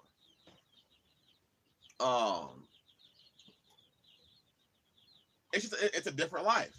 Not many people would put their chickens, 5 feet from them. But guess what? My chickens need to be warm. So I put them next to the wood stove. My wood container that I hold my wood in, it's a 55-gallon barrel cut in half. That's how I put my wood in. That's it. And the 55-gallon barrels you can buy out here for $5. It is the willingness to get stuff done. It is. You're going to sacrifice. You're going to experience some, like, dang, that's a change. I'm not used to that. That's different. You'll go through that. You will go through it. How economical is a propane, brother? I do all my cooking outside in the pit for now. We go through a 5-gallon propane tank. When's the last one? How long was the last one take? 20-something days? It took about 24, 25 days for them to go through the tank. But they cook outside, they cook on the wood stove, and they use the propane. The propane's really for when it's too cold outside. We do all of our water heating on our stove. We keep a big pot on our stove at all times, and it's always full, and it's always we always have hot water. I mean hot water. Burning hot water sometimes. But we have a 3 burner in the kitchen for them that they can use, that they cook on. But the wood stove works just as good. And then our rocket stoves outside, we have 3 outside that they cook on all of it. I mean, they made Sabbath meal on that stove.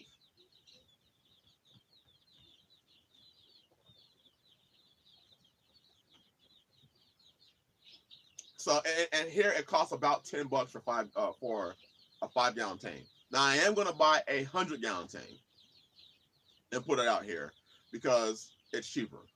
It's just going to be a basket to carry and put in the truck, but it is cheaper. But there's your mind is the limit. Literally, your mind is the limit. You will solve issues that you're like, wow, I didn't know I could do that, and you do it. You want to see who you are? Do it. Go do it. I'm building tables now. I mean, there's a store out here that was selling 10-inch wide by 1.5 inch thick by 9-foot long pieces of cedar. Beautiful piece of cedar. Beautiful piece. I'm making it into a table for them. It's actually going to be right here. And then we're going to end up doing a live stream somewhere else. But it's going to be right here along this wall. And then all this stuff is going to be leaving. These right here, I have people comment on this. These right here, these, all that is a fence, not fence post, but fencing that I cut to fit, and then I put a coat of lacquer on it. I sanded and put a coat of lacquer on it.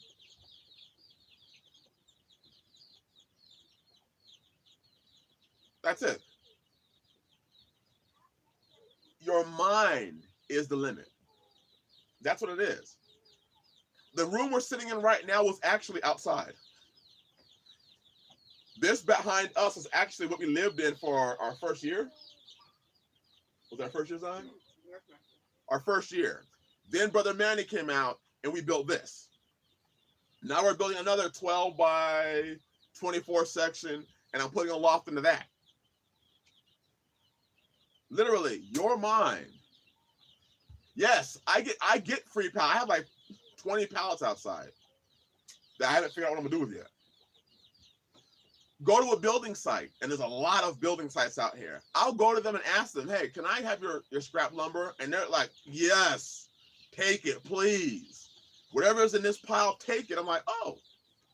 I mean, they have 2x4s that they may have, I mean, it's like a 2x4 by 6 feet that they're gonna throw away. I bring it home. I can always use it for a project. Always. I'm making a pallet table right now.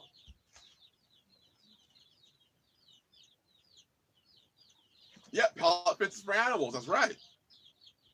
Your mind is, I mean, right now I have a table that's being held up by cedar posts that I cut on the sides, and they're holding up my table right now. 2 cedar posts. Where they hold their pots and pans in is a cedar branch. Literally, it's a cedar branch that I sanded it down to where it was red, and then I put a coat of polyurethane on it. So you can see the red of the cedar. It's about 8 feet long. 8 feet long, lacquered it. I put it on a bracket, and I got some wires, wrapped it around the branch, made a hook on it, and that's where they hang their pots and pans at. It looks completely rustic, which is what we like. We like the rustic country. I mean, the whole point of coming out is to enjoy it. So we're enjoying it. They built their cottage out of 5x5 post straw and clay. 5 years later, still working, still standing, still expanding. That's a cottage out of straw and clay. Worm and I, take the picture and send it to me. I would love to see that. The thing is that we can do anything. It does give you a log cabin feel. It does. You can do anything. I'm learning how to weld. You want to know how I'm learning how to weld? I bought a welder, and I'm watching YouTube, and I'm welding now. I can't say it's pretty. Yes, sir. Worminati email. Email me, and then we can exchange numbers. You can send me the pictures.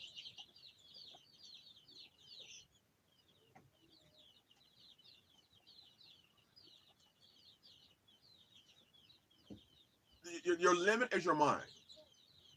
And honestly, you want to be around like believers. And the reason why is like believers give you ideas. Yes, they do. They make great composting piles.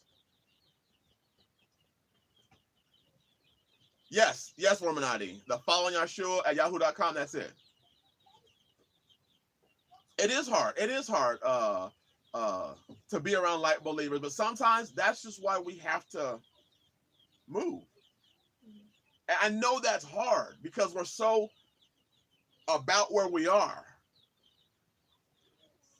You know, we from California, went to Arizona, came here, but our move from California for us was liberation. It was liberating. Like, I am so thankful to get out of that mess. We have a song for it. Yep. Goodbye. Goodbye to everything you know. Right. And we said goodbye to everything we knew. Family, friends, lifestyle, everything. Went to Arizona. Then left Arizona. Moved out here. Just randomly. That's where we're going to move. Now we have Brother David, who was already here before we got here. For those of you who saw the video of me in Texas, where I was talking with a brother in Texas, they moved out here. They've been out here for what, close to a year? Yes. They've been out here for close to a year.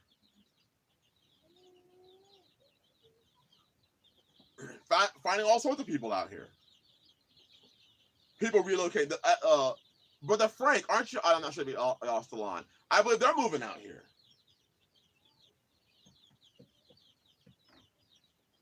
HOQ's looking out here. Israelite Prepper's looking out here. It'd be hard to leave your comfort zone. That's the problem. It's people don't want to leave that comfort zone. They're used to certain things, and they think that has to be it. People say, "Weren't you afraid moving out there? You're the only black thing out there." No, not really, because when y'all tells me to go somewhere, I obey. I didn't try to figure out. Yeah, I mean, I did look at the demographics,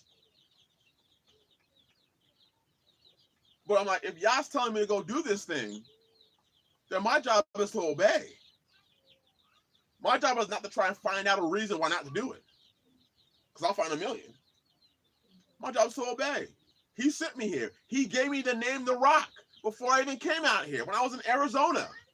And guess what? There's one huge rock in the middle of our property. One huge rock in the middle of our property. All that worry stuff, listen, if the Father tells me to go, and people say all the time, I'm willing to obey you, Father, no matter what. Then he puts you to the test, and you cower out. I would go into the lion's den for you, Father.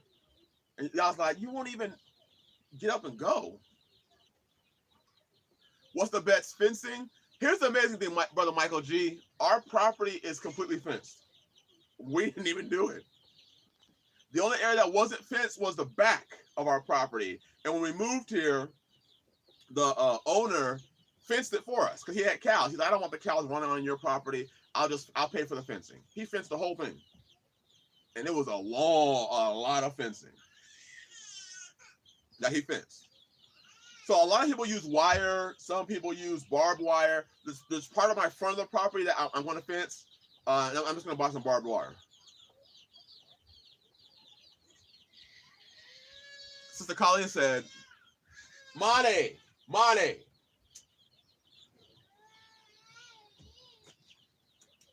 Sister Colleen said, amen, Brother Chris. I moved from California to Texas. Oh my gosh, I am free. Right. My children.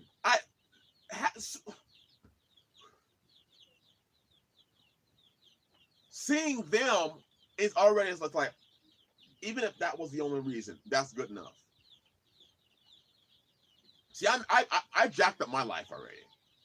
I'm still amazed that he called me out. But to see them experience this, something that I never experienced. I mean, I used to think crabgrass was grass.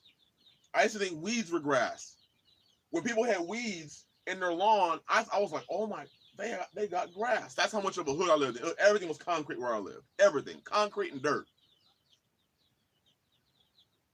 The thing we used to say out there is, niggas ain't paying a water bill to grow grass. That's what we used to say out there. Why would a nigga pay water or pay extra water to grow grass? We got dirt. Build a sandcastle. I'm like, that's how you know you in the hood. Build a sandcastle, but our front line's dirt. We need sand to build a sandcastle. And then you come into the house and why are you so muddy? You said build a sandcastle. I was trying.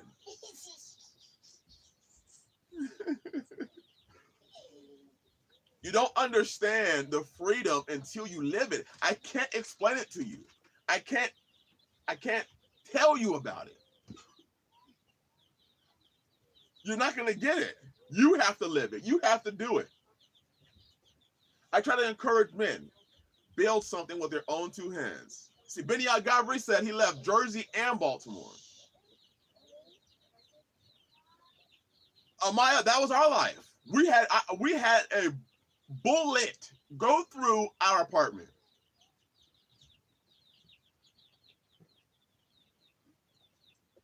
Every day. Boom, boom, boom, boom, boom. The person that's Monty. Calm down, son. Oh, you gonna give me a kiss?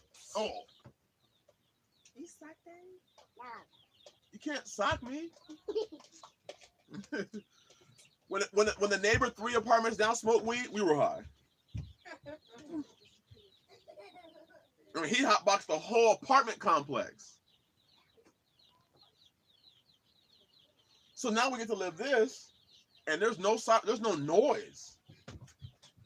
I mean, literally, you go outside, you hear insects.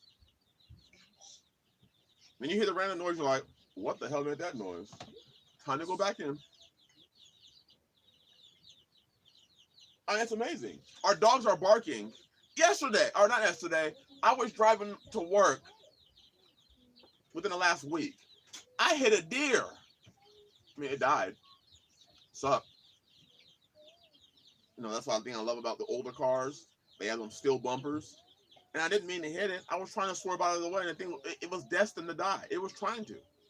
I swerved left, it turned left. I swerved right, it turned right. So then I went straight. And it died. I was sad. But then I kind of thanked the Father. I was like, Father, I live in an area where I can hit a deer. I live in an area where I have to avoid armadillos crossing the road. Wild pigs, sometimes too. Right, venison. It went straight. It did. I was trying to avoid the damn thing. Like, oh, it's a deer.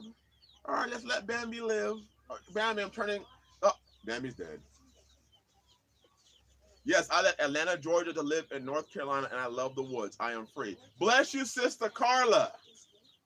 Another long-time subber. Bless you, sister. People don't understand it. And here's the reason why. A lot of people talk about things to be scared of. What about the wild animals? Right, they're here. We got copperheads. We have mountain lions. We have coyotes. And we have AK-47s. And we have AR-15s. And it equalizes. It equalizes. We clear our land. Right. Adelia, yes. Tell the truth. I'm not keeping up with the Joneses. I don't care what the Joneses have. People out here, when they lose their bumper, they put a 2x6 and they drill it into the front of their car, and that's their bumper. Right. My chickens, all day they're crowing. All day they're crowing. Now they're invading my front porch. My heating is simple as this: gallon of gas, chainsaw. cut some trees, or cut down one of the 10,000 fallen trees we have, split them, stack them, we got heat. Right, so they're calling dinner for the dogs, right? Right, you shoot them, dinner for the dogs. There you go. We have 3 cats. Well, 2.5, because one hasn't decided. I mean, he moved here. He eats the cat food and he leaves. He's still on the property, but he leaves. We have goats. I was just sitting out there earlier today, and I was looking out my window at my goats. And then it hit me. I have goats. I have 4 goats, 2 babies, 1 pregnant mama, 1 who just had 2 goats. I got goats. Then a chicken came walking by. And it went and scratched into my garden and knocked dirt around. And I said, I got chickens. Y'all saw the video where it was snowing. Right, so the tribal lady. I'm like, it snows and I like it. It's just amazing. It's amazing.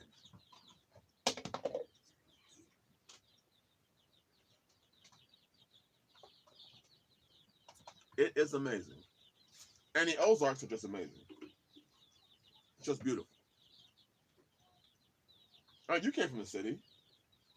How do you like it? She was in Atlanta, Georgia. Atlanta. Hot Atlanta. AIDS Atlanta. HIV Atlanta. HIV. Purple AIDS. Atlanta. Purple AIDS. Herpes and AIDS. Yes. Herpes and AIDS. How do you like it? I love it. It's nothing like it. The peace, working with your hands. I love it. I don't know if anybody they said that I speak too low. I love it out here. It's nothing like it. The peace that you have here, working with your hands, making everything your own. No drama. Away from sin. It's different. I'm driving down the road. The guy got his hand on the steering wheel, and everybody waves at you. First, I thought, I'm from the hood, so I'm like, did he just throw up a gang sign? What set was that? I don't know that set. The next person drives by. Oh, he's from the same set. Next person that drives by. Man, they all roll from the same set out here. You realize they're waving at you. Chris, get out of that mindset. You're not in the hood anymore. Yeah, country Crips. That's what I thought. They didn't know they're driving by and they'd be like, I'm like, oh. I mean, it's like blood, but it could be Crip killer. I'm not sure what he's throwing up, but it was like this. He had the hand on the steering wheel. He did that. So I'm like, what set is that? It's almost Crip killer right there. But you realize, no, they're saying hi to you. Actually, Pastor Fox had to tell me, no, they're saying hi to you. You want to wave back. I'm like, oh, so it's not gang signs? I'm like, he's not. They're not throwing up gang. They're not throwing up gang signs. I'm like, oh, okay, okay. So now I'm driving, and they be sticking their hands out the window. I mean, out here, I was driving to work, and a dude flashed me with his lights. He was coming in my direction. He flashed me, and I was like, what the heck's wrong with my car? Are my lights on? My lights are on. Blinkers are working. Kinda. What's going on? I keep driving. There's a doggone sheriff on the side of the road in the cut. Barely could see him. I was like, he was warning me. And the dude was just riding by flashing everybody. Just flashing people as he's driving by. I'm like, he was warning everybody that they're about to go into a speed trap. There's a sheriff in the cut. He's warning people. I didn't experience that before. Somebody flashing me to warn me as a sheriff. Right. And I worried about somebody chasing you. Right. I was like, this man's about to flip one, and now we're gonna be in a high speed chase, and then somebody had to get got. I don't even know what's going on. He flashed me to let me know there's a sheriff. Mm-hmm. Slow down. I was like, not that I was speeding, because when it says 65, I go 65.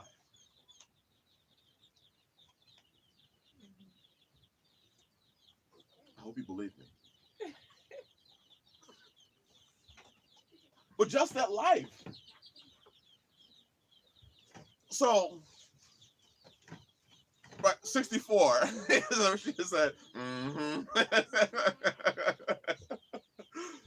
It's just the amazing. It's amazing. 64 and a half.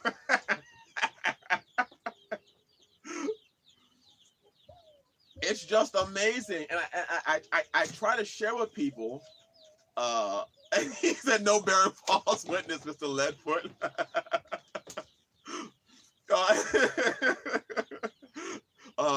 And just like she said, it's a private life. People are not in your business out here. They are not in your business. Now, when I first moved out here, I will admit, I was the talk of the I can't even call it a town. What do we call this? The village. I was the talk. Then people met me. They're like, oh, okay. He's like, us. Yeah, I just want to live a quiet life. Listen, leave my nose alone. Don't pay attention to that. Pinocchio, my nose is getting bigger. Oh. Like, you know that Pinocchio commercial? I was at work and I saw this commercial. It's funny. It's Pinocchio as a motivational speaker. Oh, well, Pinocchio, he's at a motivational speaking place. And he says, you've got good potential. He goes, you've got potential. You've got potential. Uh-oh. Pinocchio's trying to give a motivational speech to losers. And just lying through his mouth. I find that commercial funny. Everybody else looking at me like, that commercial's been on TV for like a year. I'm like, listen, I ain't got TV. Right. That was a funny commercial. I'm laughing. So I laugh. Right. When your character matches your conduct, you generally don't have problems with people. And I don't have problems with people. I just like, listen, leave me alone. If you don't like my channel, just don't watch it. Just don't watch it. I'm not. My feelings aren't hurt. Right? He says the concept. Everyone waves at me like they know me. They do. Right. Yeah. Do I hunt on my land?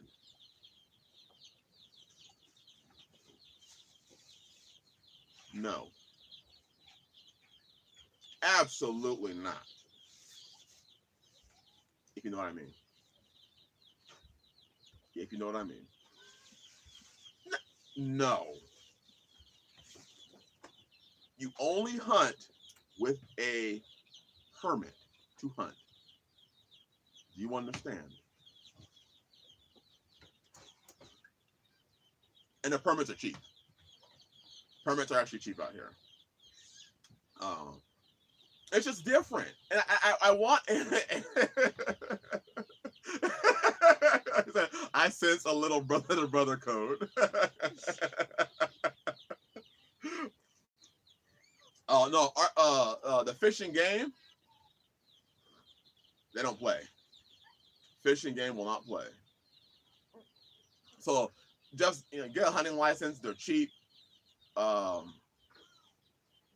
Avoid the drama because fish and game will not play.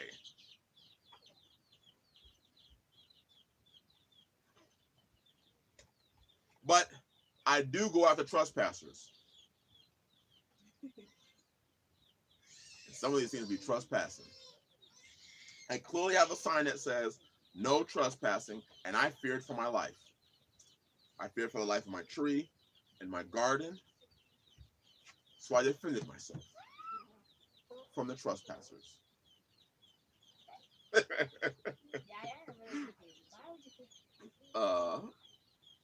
He said, oops, he just suddenly fell and died right there on the spot. Right. I was watching him like this, and he fell.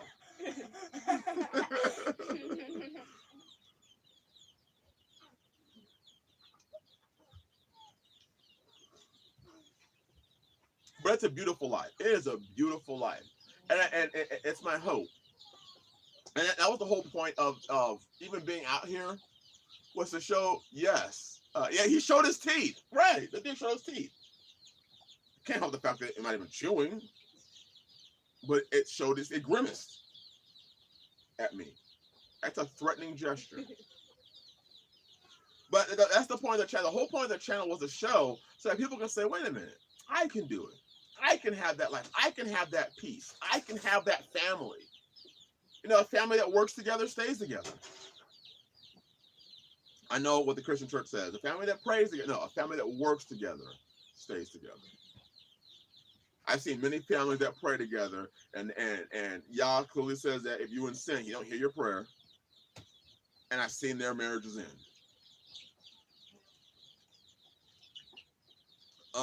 Yes, we have we do have a fellowship group out here. Yeah, this is the calling, right? What guns? I was simply looking at the deer like this. Yep. Yes, ma'am, Sister Carla. But it's one of the greatest things. You want to see TV? Go out and look at your insects. I have seen insects out here that I don't even understand what they are. We have more stick bugs out here. You want to see a bug's life? Go outside. We have stick bugs, grasshoppers, crickets, roly-polies, some sort of millipedes, centipedes.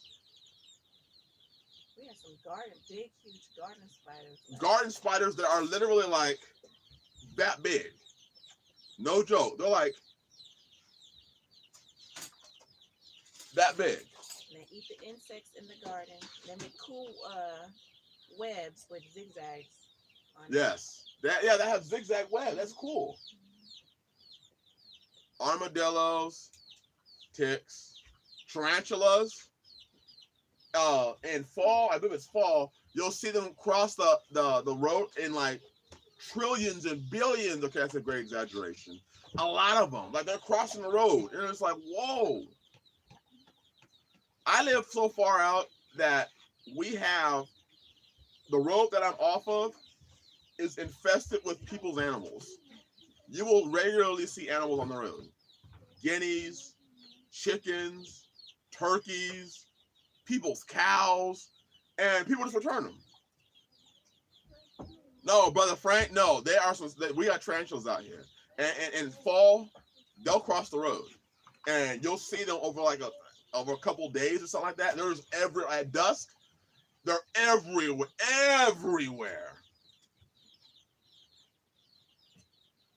We have huge daddy long legs that are so big they're grandpa long legs.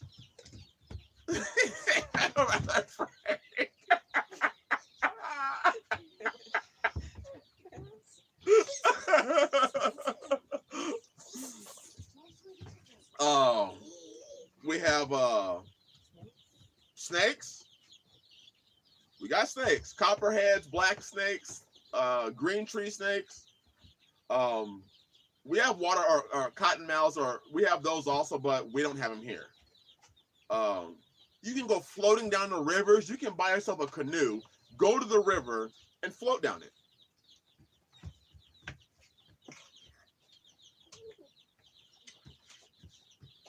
What? Do I leave the snakes alone? The cottonmouths I get rid of. Black snakes, I leave them alone. Copperheads and cottonmouths. Well, we haven't had any cottonmouths here. We have two. Yes, we saw one too. Oh, we did? Yeah, Oh, apparently we have seen cottonmouths.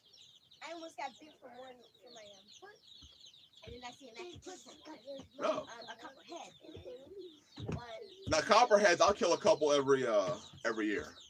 A couple of them every year, and they're usually like under the randomest things. You move a trash can, there it is. Like what? Yeah, copperheads are killed on site, and I carry a 22 with me here on the 22 pistol. It's an excellent pistol. Phoenix Arms HP 22. They cost about $115. 10-shot magazine. I carry that in my pocket, and that's what I use to get rid of armadillos and copperheads. Now we're free ranging our roosters, our meat birds. We're free ranging them now, and I'm hoping that they keep down our ticks. ticks have been a problem, a big problem. But keep them away, maybe. Especially these damn violent. Our roosters are violent. Yes, Worminati, yes. Yep. I love it. The HP-22 is a nice little pistol for the spec.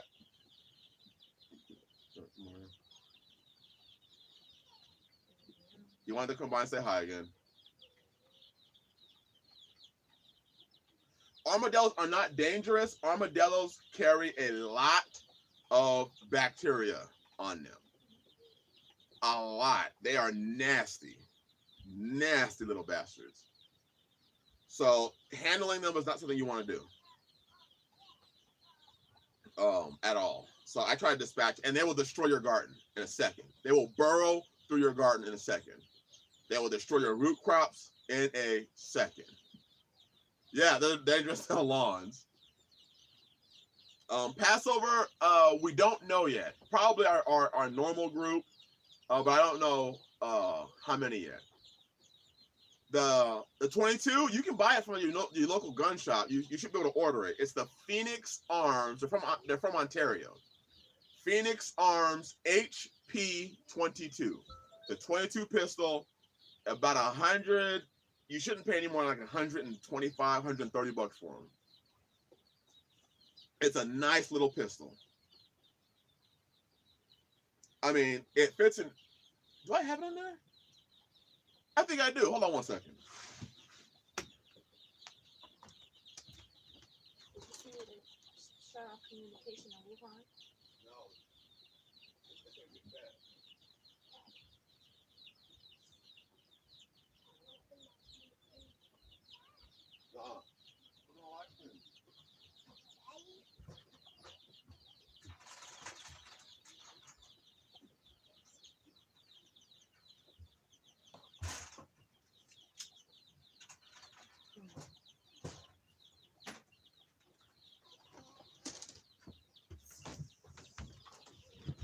No, go. Foxworth said he's glad that he's following. You're giving a lot of good experience on this way of life. Phoenix Arms HP-22.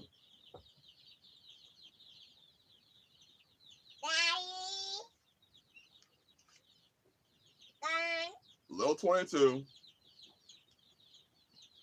It has two safeties. Now you can disengage one. You can look it up online. I'm not going to tell you how to do it, but you can disengage one. It has this safety right here. And then it has your red dot safety up here. You can disengage this one. This one I keep.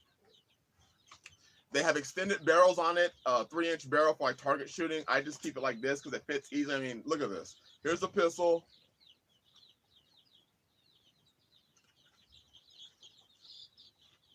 That's how small it is. You can see where it is on my hand.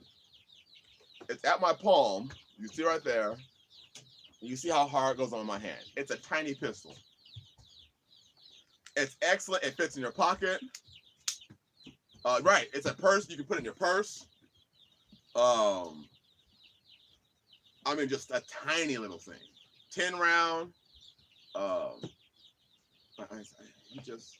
won't go in. He's already done it. Tiny little pistol. Great pistol to carry on you. I carry it with me when I'm working here. They carry the Taurus G2Cs. Zion, can you bring yours? Bring that whole belt.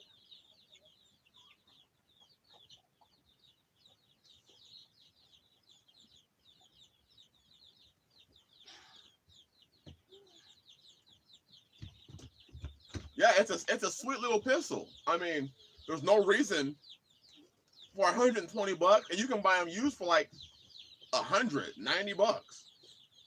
It just, I mean, I put a lot of rounds through mine. It just shoots. What's your other magazine?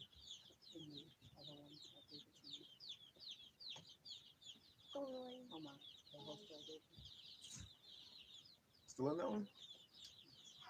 I don't think it is. Anyways, the sisters carry this. Come on, they move. Oh. Taurus G2C, 9 mil. But it fits really nicely in this waistband holster that they can just wrap around them when they're out in the property, and it's not a belt hanging off of them. It just straps around their body. That's how it fits in the belt, and then it has a spot for an extra mag. And they can place their cell phone right here, which is what they do. A little pocket for a cell phone. They have a cell phone, that with a pistol, and there you go. And keep it in here. Yes. It feels really good. I love it. Yeah, it's comfortable. There you go. And then you have your cell phone right here. And you won't find it. And you can buy the G2Cs for $189 now. Shoots a 9mm. 9mm. These are the 10-round mags. Now these mags I got from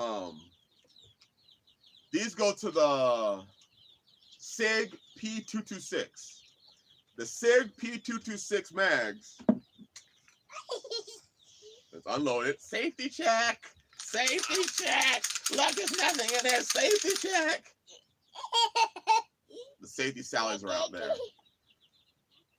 Your SIG P226 mags will fit and cycle in your G2C.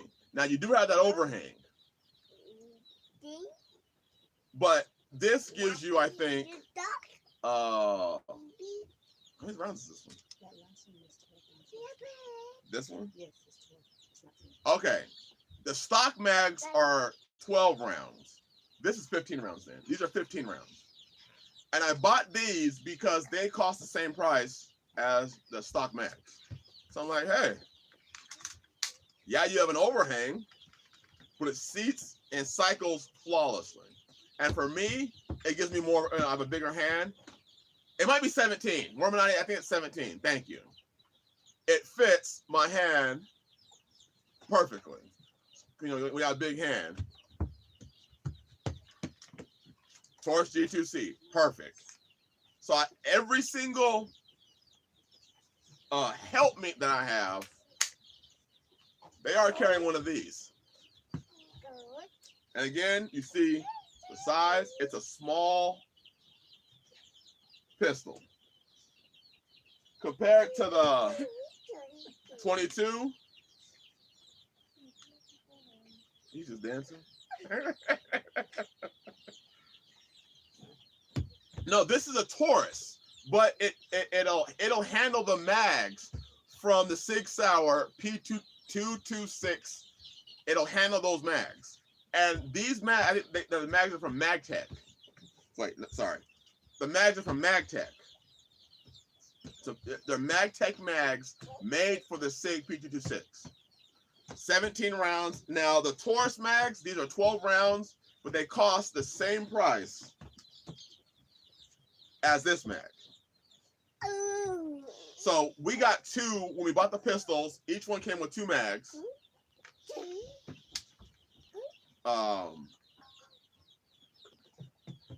Came with 2 mags and the pistol for $189.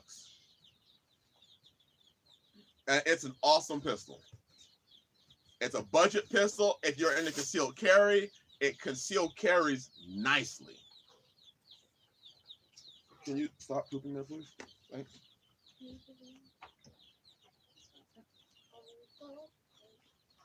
And again, for the sisters,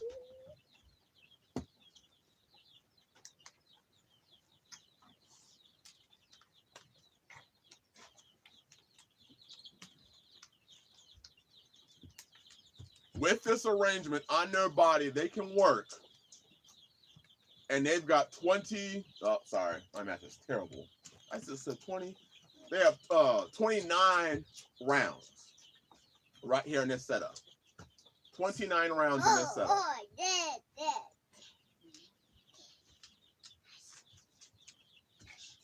Very nice. And they just wrap it around their body. Put on your body so they can see. She's gonna put it on her body so you can see how it wraps around her body and fits perfectly. You can wear it in the small of your back. Some people wear it in the front. A lot of men will wear it there. Some people wear it in the side. It just fits.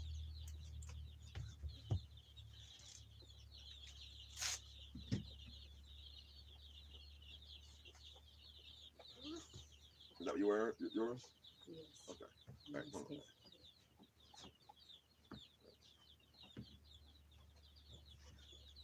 Yeah, that's it on her body. She can still move. It's not hanging on her hips like a belt would. It's tight to the body. Okay. And it fits wonderfully. You like it? Yes, no. Yes, master. Yes, it's Angela. What's that? It feels like a waist trainer. Oh, Yeah. It makes my back feel good. Like Zion said it makes her back feel good. Oh, This is not the time. You've been in there and you. So it's a wonderful pistol for $189. You know, and that's the thing. Does it dig when bending? Does it dig in your body when bending? No. Does not dig when bending. It's soft. They wear it all day while they're working the property. Moving barrels, planting seeds, they have them on them. And you can move the waistband around to get it in a different position based on. Yeah, you can turn the waistband all the way around to get it in a different position so you're comfortable. It's completely flexible. It's flexible. And we got it from Amazon. I think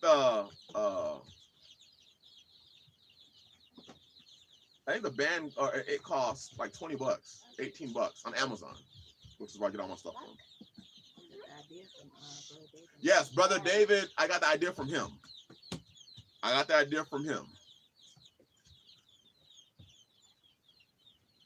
Yes, I am an AK fan myself. I'm an AK fan, but I got them ARs.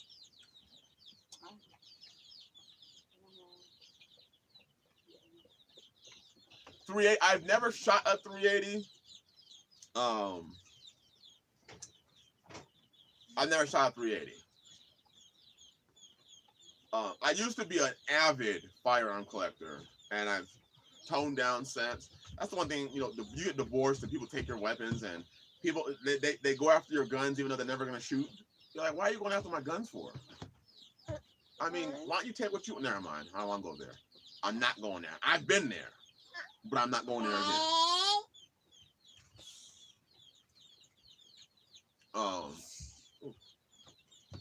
But anyway, if you do plan on living this lifestyle, get yourself a gun.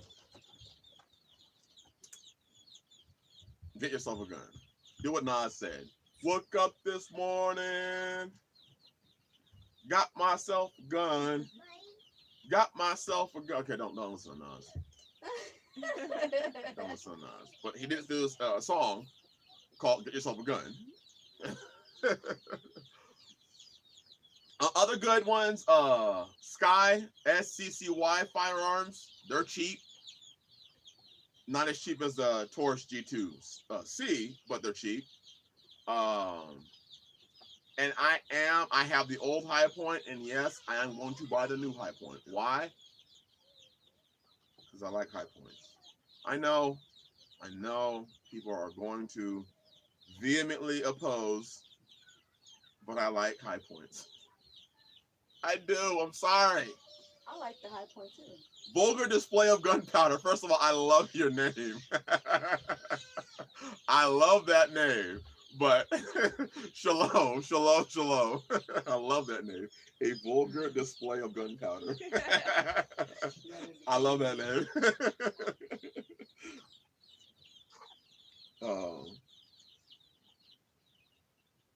I have the High Point carbine. It's nice. It is nice. That's one of mine, right? Yeah. But I have it in 40. I don't have it in 9. I need to get it in 9. But I do have it in 40. It's a nice firearm. But that's the thing, you know, living this lifestyle, I'm telling you. People look at the off-grid aspect of it all. Is it hard? Sure. Sure, it's harder. It's hard to get anything off the ground and established. Live it for 3 years, becomes real easy. Dreamy girl, shalom, sister. And to your head, bless you, sir. Bless you, sir. And to your sister, bless you, ma'am. Bless you, bless you, bless you. Reloading is something I would like to get into eventually. Reloading. I would love to get into reloading. Man, that'd be awesome. Getting into some reloading.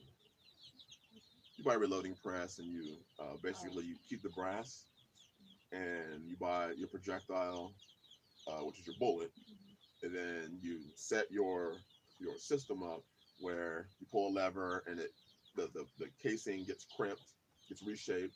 It goes to the next station. Gunpowder goes in the next station. It'll seat the primer. It'll get reshaped, seats the primer, puts gunpowder in it, puts the bullet in it, and crimps it all together, and you get the bullet. I think it's cool. I think it's cool. We have open carry here. Thank you, please.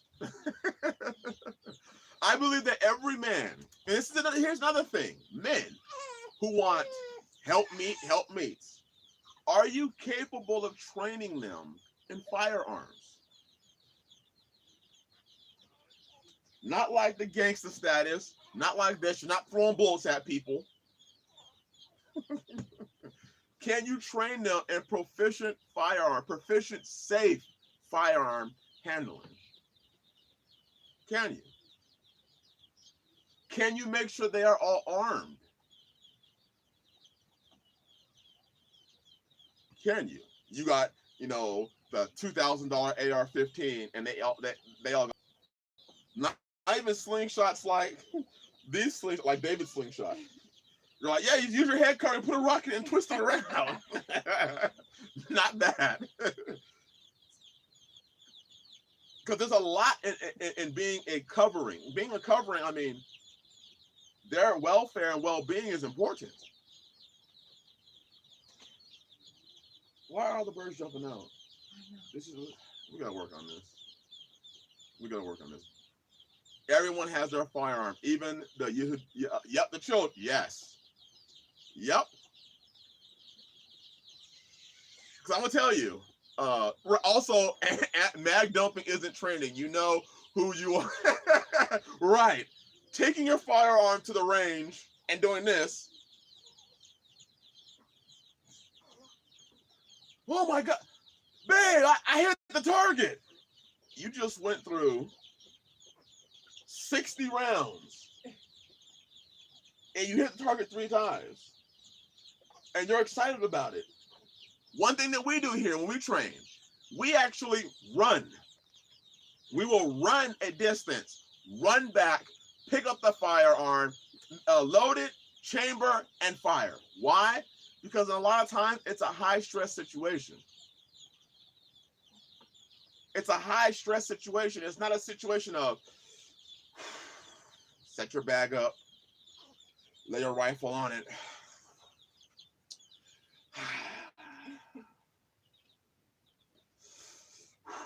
Do your stretches. All right, aim, breathe out, pull the trigger. It's not that. No, we actually we'll walk it. If you're at a gun range, walk to the end of the range and walk back. Simulate what it would look like. Simulate it. And see, can you hit? I mean, it's amazing to see, my gun range is here on the rock. I don't have to go to a range. Thank you, Father. But it's amazing that so many people will train. I mean, I've seen people take their pistol. They're trying to train with their pistol, and they'll take their pistol to the 100-yard target area. And I'm just like, I want to see this. If he's about to hit that target with his pistol from 300 feet, and this is, I'm just, it's the first time I'm just picking this gun up. From 300 feet, let's see this. It's going to be interesting. I would love to see him, take the bullseye out. keyhole a bullet. Our daughters are the most proficient. Their isolations are amazing. The boys' caliber is larger. Train your children. The best way, let me tell you this. Keeping your children away from firearms is not the way for them to be safest. The way for them to be safest is to train them safety in firearm usage. This agenda we have in this world of guns are deadly. No, the person behind the gun is deadly. Oh yeah, this woman can shoot. Rivka, she can shoot. We still have our rematch in the making. But this woman is CIA. We still joke about that. We still joke about that. But train your children how to handle firearms. That means you're there. That means you must know how to handle a firearm before you can teach them. Don't want your child. There's no loaded mag in here. Obviously. Safety check. Safety check. You can see, look, no bullet in the chain. Safety check. Right there. Safety check. Okay. Don't have your children. I've seen people do this with their children. Don't have their children with a mag loaded. And they give the gun to their child. Their child's sitting there like, so mommy, daddy. I'm like, whoa. And the child's got a loaded firearm with the gun, with a bullet chambered. I'm just like, oh my gosh. Right, respect and be responsible. Teach your children responsibly how to handle firearms. That's the one thing. In this faith, we were supposed to be the first line teachers of our children. Instead, they are the first line teachers of our children. They are. My children each have a .22 rifle. And I teach them how to handle the fire. They know where the bullet comes out of. I don't have to worry about my child doing this. Daddy, son, turn the gun up. Turn. Oh, daddy, no. They're not looking down the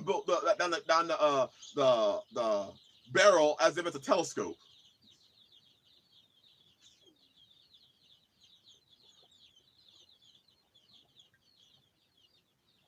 See, but it's hard to do this thing when the parents are always at work, trying to pay the rent, trying to make their mortgage, and they can't afford, they're barely scraping by.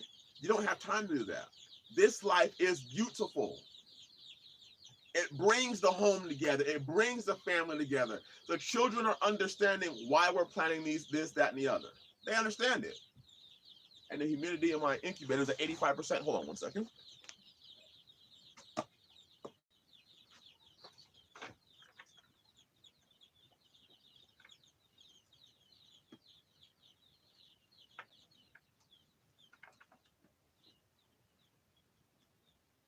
Crack that for a tad bit. It's a beautiful life. It brings the family together. It brings children together. We work as a family daily. Children are homeschooled and we work together. There's never an idea of what direction the family's going in. They know.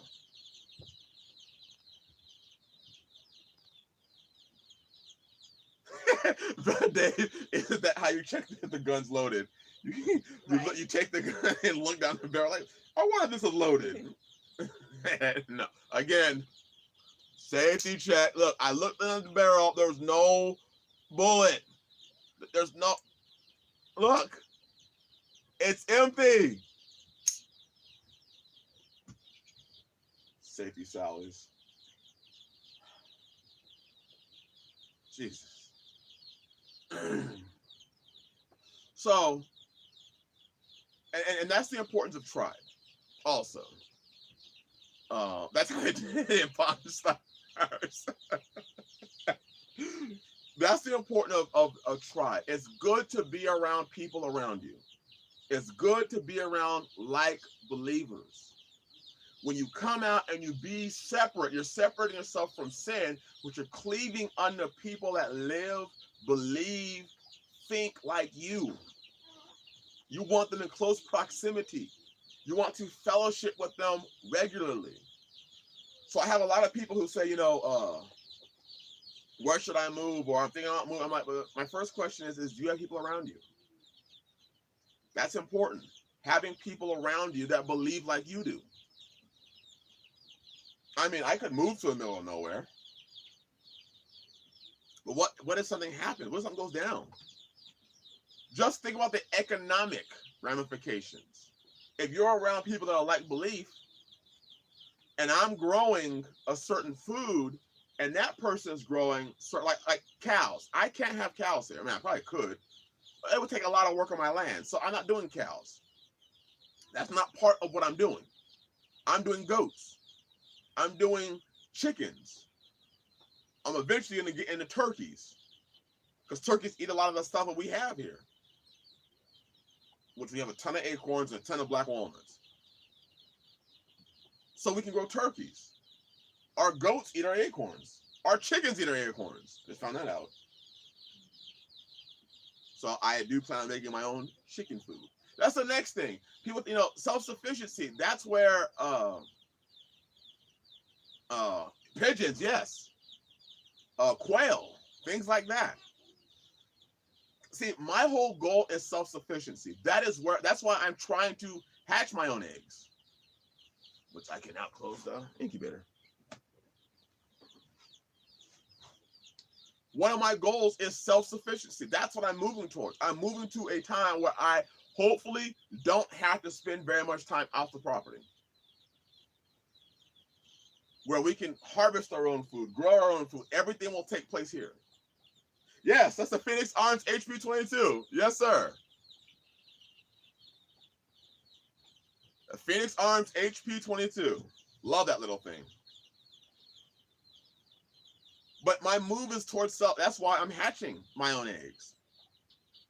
Or striving to. That's why I'm doing these things. That's why we have a wood burning stove. Sure, convenience says we can do a lot of other things. That's why we moved in this direction. That's why we're off the grid. My thing this year is going to be growing and trying to make my own chicken feed. That's my task this year. That's one of my big overall tasks. How to feed my animals if I can no longer go to the feed store and acquire it. So I took down a lot of trees so that I could grow different stuff.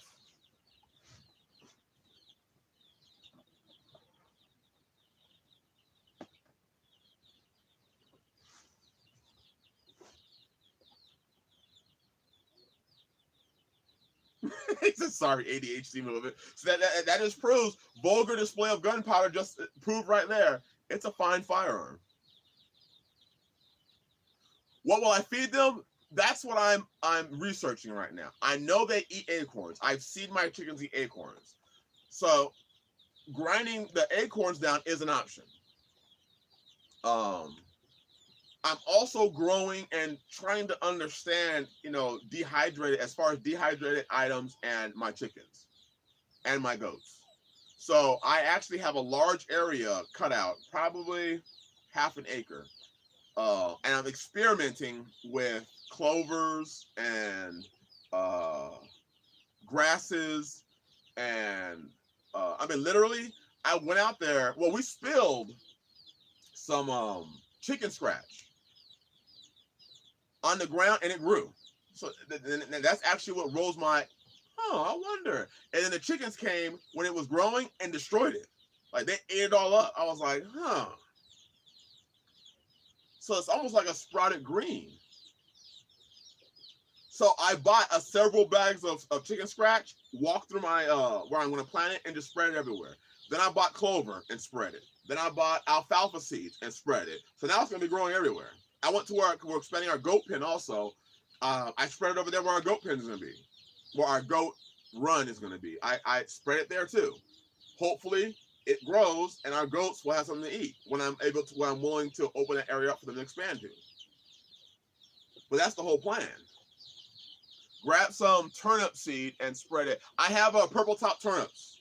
First, I like eating them. I think they're good. But we bought some. I think I bought like 15 pounds of purple top turnip seed because I want to experiment with it. Fodder with organic. We're gonna try that. I want to. That's my whole goal. Is moving to, because see, self-sufficiency, even if you're not a wealthy man, will make you feel like you are, because you're not spending so much of your money that you make. It stays there with you. It stays there with you.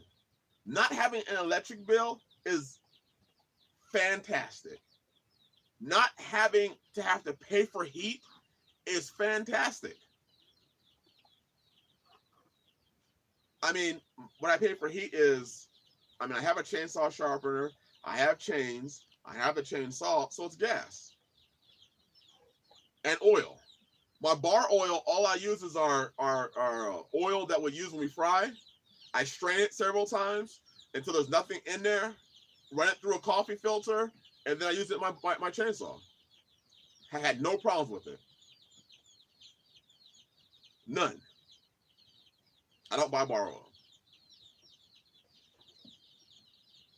So that's why, when it comes to the tribalism, yes, sir. Yes. Sweet equity. Yes. Frank said, it's oil. It's oil. I don't pay for water. Now, we are going to dig a well. We are going to pay to get a well dug. But we've been living 3 years. We've been here almost 3 years, and we're drinking rainwater. Our problem has been storing it. And we got over 1,500 gallons of water stored, and we want more. Honestly, my goal is to get to about 5,000 gallons of stored water. We have a pump that runs off of our solar on demand. We turn it on, it pumps water. Turn it off. Of course, the next problem I have to figure out is insulating my pipe. I'll figure that one out. But that's a good problem to have. We have the water. Leaves, I have a video coming out on leaves. We use leaves for everything. Our chicken coop, our composting toilets, our goats eat it. Our chickens like it. We use it for our laying nesting boxes. We use leaves. We put it in our gardens. It creates soil. I mean, leaves are a vital thing you can have. So that means the trees are vital. So right now, we were just outside and we were walking the property. Sometimes you have to take it in. You have to walk it and be like, I can't believe I'm here. You look around like, wow, I can't believe I'm here. This is amazing. But we have acorns that have taken root.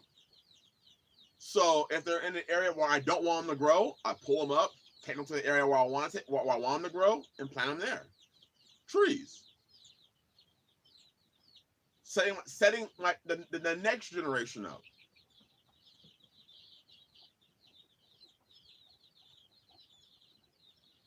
So these are just the things that you can do. You can do it. There isn't an excuse. You can do it. I had no experience before I came out here. None.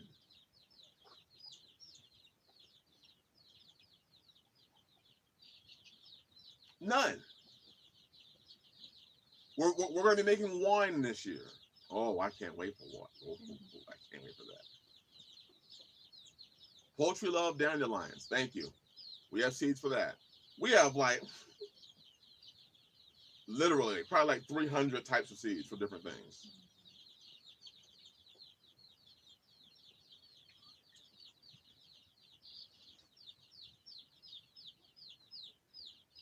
And you have fellowship. When you move around like believers, you have fellowship. And that in and of itself is a beautiful thing. Very beautiful thing. Dandelion tea is good. I like pine needle tea.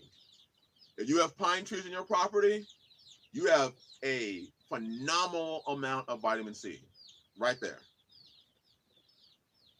Right there. Vitamin C. Like crazy. So we use our pine needles. We'll make a tea. And we'll put our pine. You saw the peppermint we have. We have peppermint, spearmint, chocolate mint, and sweet mint. It's growing already. Mix that with some pine needles. Whew. You got your vitamin C, and it's tasty. And this year we're gonna be making. We're gonna be dehydrating a lot of mint. Yes, make sure make sure that's not cedar or you want the pine with the needles. You don't want cedar. What's the other one you don't want? Yeah, the ones we have are good. You have to do a video on it. You take basically pine needles like your finger, like as thick as your finger. Make a little sprig as like your size of your finger. Wrap it up with dental floss or something. Make some tea. Put those in your tea. Let it sit in there for a little bit. We've used sap from our pine trees to disinfect. Well, me. You gotta try it somehow, don't you? I don't die. It worked. But the sap literally it sealed the wound. And in the sap, there's things that will disinfect your wound. The green pine needles. Yes, the green pine. Yes, you want the green pine needles.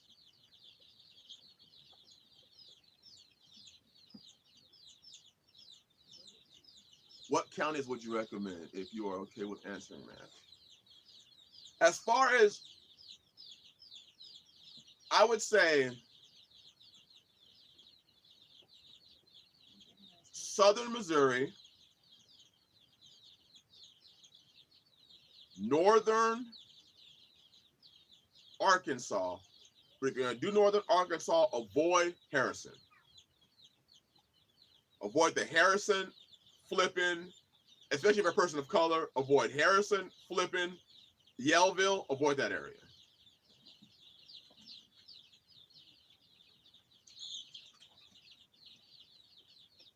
These chickens. I know. But it's beautiful. I mean,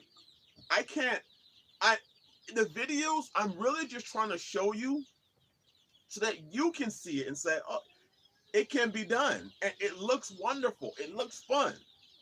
To strike a fire in men and be like, wow, I can go and, I mean, the joy of opening up your front door, I can shoot over there if I want to. I can open up my front door and shoot if I want to.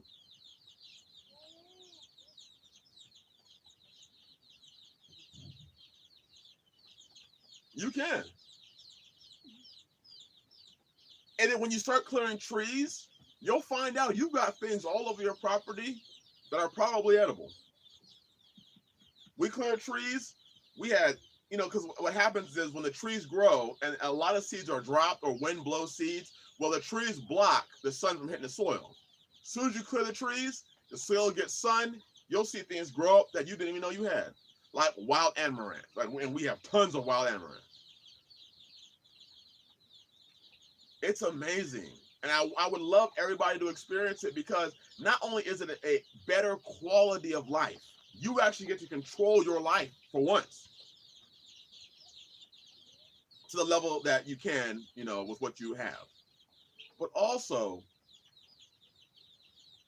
if something were to go, you look at what's going on in China. If something were to go down, you'd want to make sure that you were in an area that you can do these things.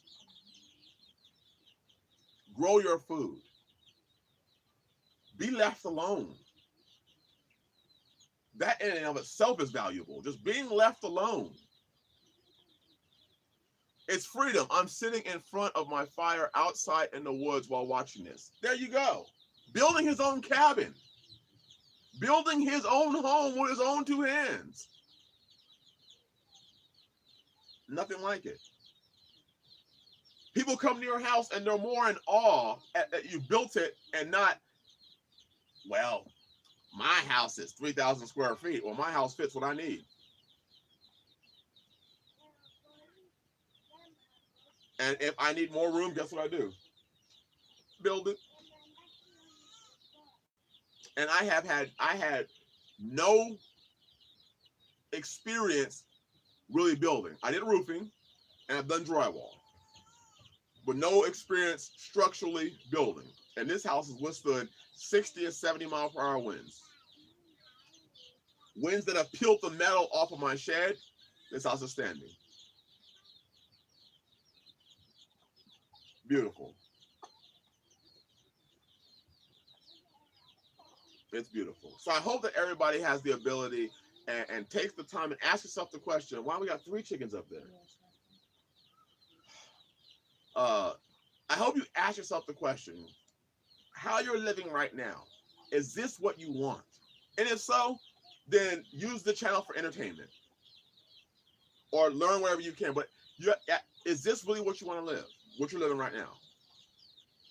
And if not, do something about it while you still have the time. Do something about it while we are still in the green. Vulgar display, thank you. I'm honored and humbled. Thank you. And I mean, I didn't have the skills. I didn't. But your imagination really is, it'll start growing. And you find yourself, you don't have time to think about sin because you're wondering, how can I use that PVC pipe? I can use a PVC pipe and a fence post, and I can make borders for my garden. Before you know it, you're creating things, and you're sitting there like, wow. You didn't even know you could do it. You can. But we have allowed this system to put a clamp on our brains and on our minds so that we only think as far as they have taught us to think. We stay within that box, those parameters that they have set. Your food comes from the store. Your chicken comes from, over there. Wait. Why can't I grow my own chicken? Why can't I have my own? Why can't I grow my own? Well, it's just so hard. Well, no, it's not really that hard. It's not really that hard. It does take some learning, and you're going to experience loss. But you know what? Most people don't even know how to deal with loss. And the Bible is all spiritual. And you get to live it. I mean, my joy of just seeing the sisters walk out there, working the land, planting 200 onions. Because my hope is we'll be able to keep many for ourselves for next winter, but also to be able to give some away to other brothers, other families. He destroyed that diaper. I've seen Westhold Forge. I've seen people make bows out of PVC. There's a young boy on YouTube who makes bows out of PVC piping, and I actually I'm subbing his channel too.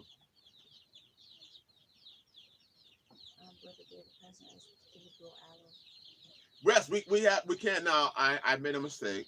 I've done it. I've grown it 2 years, and I didn't cover it in the winter, and it died. So this year, I'm actually going to cover it like I'm supposed to. But this year, yeah, we're adding a lot. We're adding Jerusalem artichokes. We're adding. I'm already got my ginger. I've already cut it. I got. Yeah, we have 200 onions that we planted. 200 bulb onions. A local farmer was selling them. It was like 100 onions for non-GMO, 100 onions for, it was like $2. Just a little bulbs. We have our garlic plant. We have about 150 garlic that are growing right now. It's just, it's beautiful. And it's my hope that we're willing to make the sacrifice to live the simple life.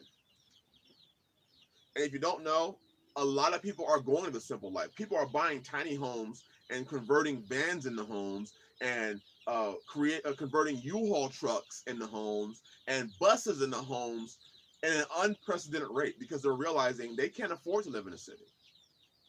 I saw a guy, he's creating his van, he sectioned the part of the top of his van and put soil on it, and he's growing a garden on it. Oh, really? On top of his bus. Uh-huh. He's growing a garden on top of his bus. He put like 6 to 8 inches of soil on there. He built a border. He welded a metal border on it using the top half of his bus and filled it up with soil and then put braces underneath it to keep it from collapsing. He's growing a garden up there. Wow. Yes, creating storage buildings, shed homes. People are buying sheds and converting them because they're realizing it's cheaper to have an acre of land and your shed and grow your food and insulate that shed and have a nice, simple home, wood burning stove, sink, some propane, a generator, some solar, and you're good. And you're good. And you can live a quiet, peaceable, healthy, active, fun life. Catching rainwater, saving up and buying a well, getting a well. Now you got your water taken care of, your food taken care of, get a couple chickens. And they're living a simple life. And they're grateful. And you can convert a shed into a home quickly. You could actually, literally, you can build a, this is how big is this? This is an 8x24. You can build an 8x24 building. And that's what this is right here. Where you see where we're in right now, it's an 8x24. You can build this for under $1,500. Under $1,500. You can put 10-foot walls and put a loft on it if you want to. You can build 12-foot walls and put a loft on it. A loft on both sides. When we first came out, we were in an 8x16 trailer from Pastor Fox. Our first building, which is behind us, which is connected to this, it was a 12x24. I think I paid $2,000 for that.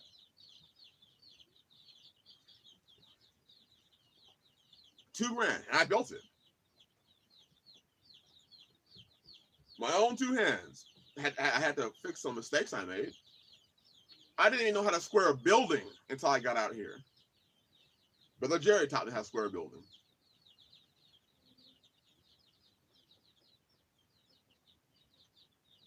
Yes. If you can build a building, you can do it way cheaper than pre-built. Yes, sir. And I learned that. A size shed that would be this size, I mean, you're talking well into the thousands. I mean, you go to Home Depot, you'll find those sheds for, I mean, a 8x16 shed will cost you $2,000-$3,000 for an 8x16. I told men all the time, because I was talking to a brother, he was single, and he's like, well, I need, I'm like, dude, literally a single man, you can get by with an 8x24 and deck it out, have yourself a little cabin in the woods. Oh, you want a wife and children? Add to it. Add to it.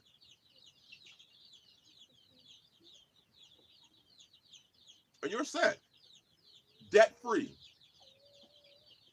The borrower is a servant to the lender.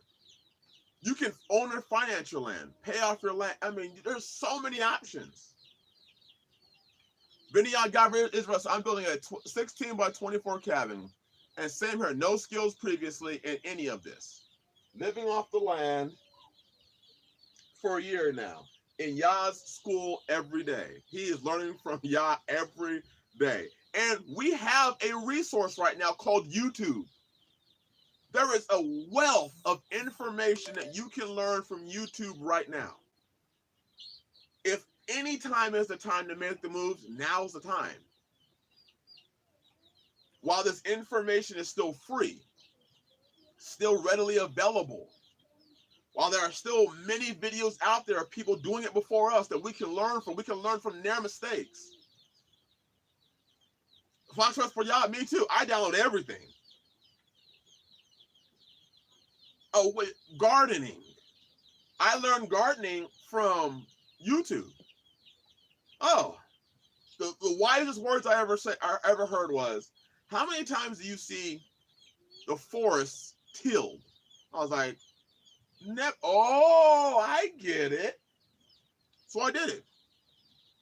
Piled a bunch of organic material and grew in it. My first garden, I just piled leaves on made a big mound and planted seeds. And I grew a ton of basil. Now I have a video coming out. I'm going to show you where I get my soil. I'm going to show you how I get my soil. The land provides it all. I don't do anything. Only thing I have to do is get it from where it is into my garden area. That's it. Bark. If I want to raise the pH, I have pine trees. Grab pine bark, throw it in your garden, you raise the pH. Of course, you can't use vinegar also. I'm going to show you a garden that I created. Pea. You have unlimited amount of nitrogen in your urine. If your gardens need magnesium, manganese, potassium, phosphorus, calcium, take your wood ash, dump it in your gardens. You can also give your chickens calcium using wood ash. Take your wood ash, mix it in the food, your chicken food, give it to your chickens. Now they have calcium. Now they have stronger eggs. And that's another way we feed our chickens, so they lay good eggs. So I do have some videos coming out on my garden, what I'm doing right now. And you'll be surprised what I'm doing, because I'm not doing very much for my gardens. I'm adding new gardens. I'm digging into the clay. And I'm just pouring what the land already provides into it and mixing it up. Breaking up the clay with organic material. I'll show you. I'm gonna go to a part of my property and scoot back the leaves, and you're gonna watch the ground move from earthworm activity. I can take you to my garden and move some of the leaves, dig my hand in, and you'll see a handful of earthworms. Because the ground's doing it all. Yah's system has already been set up. We're the ones that come in and keep trying to make it better, and you can't make something better when the creator of the universe already did it. Yes, our coop. Our coop is our compost.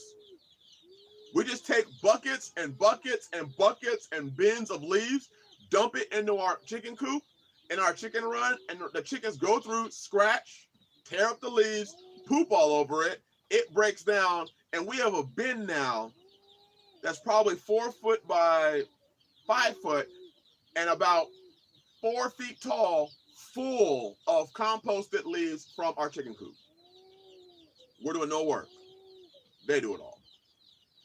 So they give us eggs. They break down our leaves for our gardens. They give us meat. All I have to do is feed them. And I learned that from a guy named, because I don't want to take the credit. I learned that from a guy named Edible Acres. He's on YouTube. Edible Acres. He ran his coop that way. I want to give credit where credit's due. Yeah, I was just saying that, Brother Frank. I was just saying that. That's where I learned it from, Edible Acres. That's where I got it from. And I was like, oh, it's that simple. And our land's at a slope. So we pour all the leaves on the top of our compost, and it makes its way down to the bottom. And then I have fence posts that are stacked up. And it hits that and dams it up. All we do is we go in there, Esau's sisters, they turn it over. They turn it, the compost over, and then I will put corn in there and seed in there. cover it up, it starts sprouting. So when they turn it over again, the chickens will dig in it, get the sprouts out, they're being fed. So now my scratch, which is very nutrient deficient, is now nutrient dense because all the seeds have been sprouted. While it was under the soil, the chickens get sprouted greens. I do no work except for turning it and putting leaves in there. Leaves are your best friend. You can use them for everything. Our composting toilets, leaves. Everything. Right, 25 cents to feed 36 birds. You'd be amazed. Yah's ways are a simple and amazing thing. We only got 5% in our phone, so it's about to end. The amazing thing are everybody else has these ways down. We're the last ones. We are. But Yah was merciful enough to allow us to have access to this to make the moves now. Come out of her. Be ye separate. Grow your food.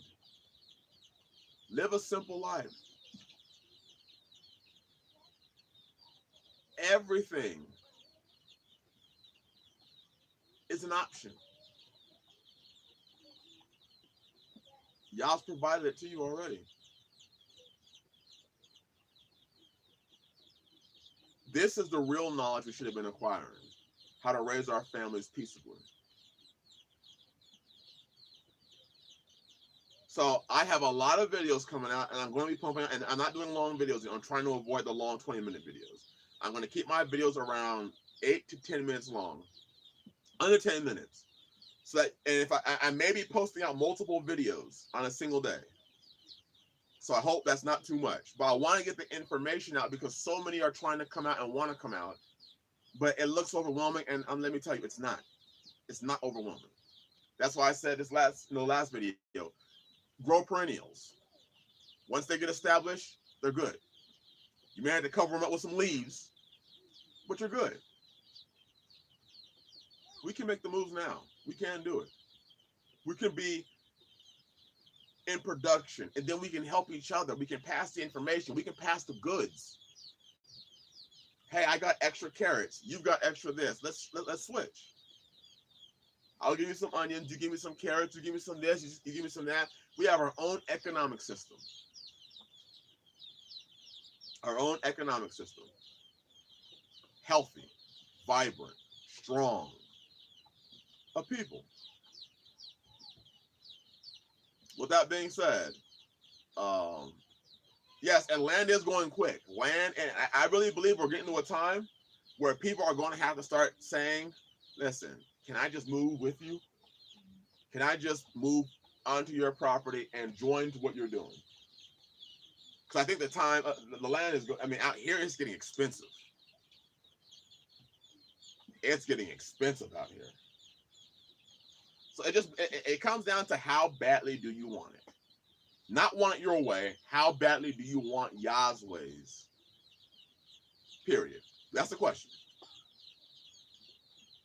With that being said, if it's 3.5 hours, and I was only supposed to go 1.5. It's her fault. 1.5. You weren't supposed to add that in. With that being said, we have 2% left. Bless you all. I hope you have a great, productive week. I'll be getting videos out. Hopefully they help in your search for doing things simply. Bless you all. And I'm in the Ozarks. Bless you all and shalom.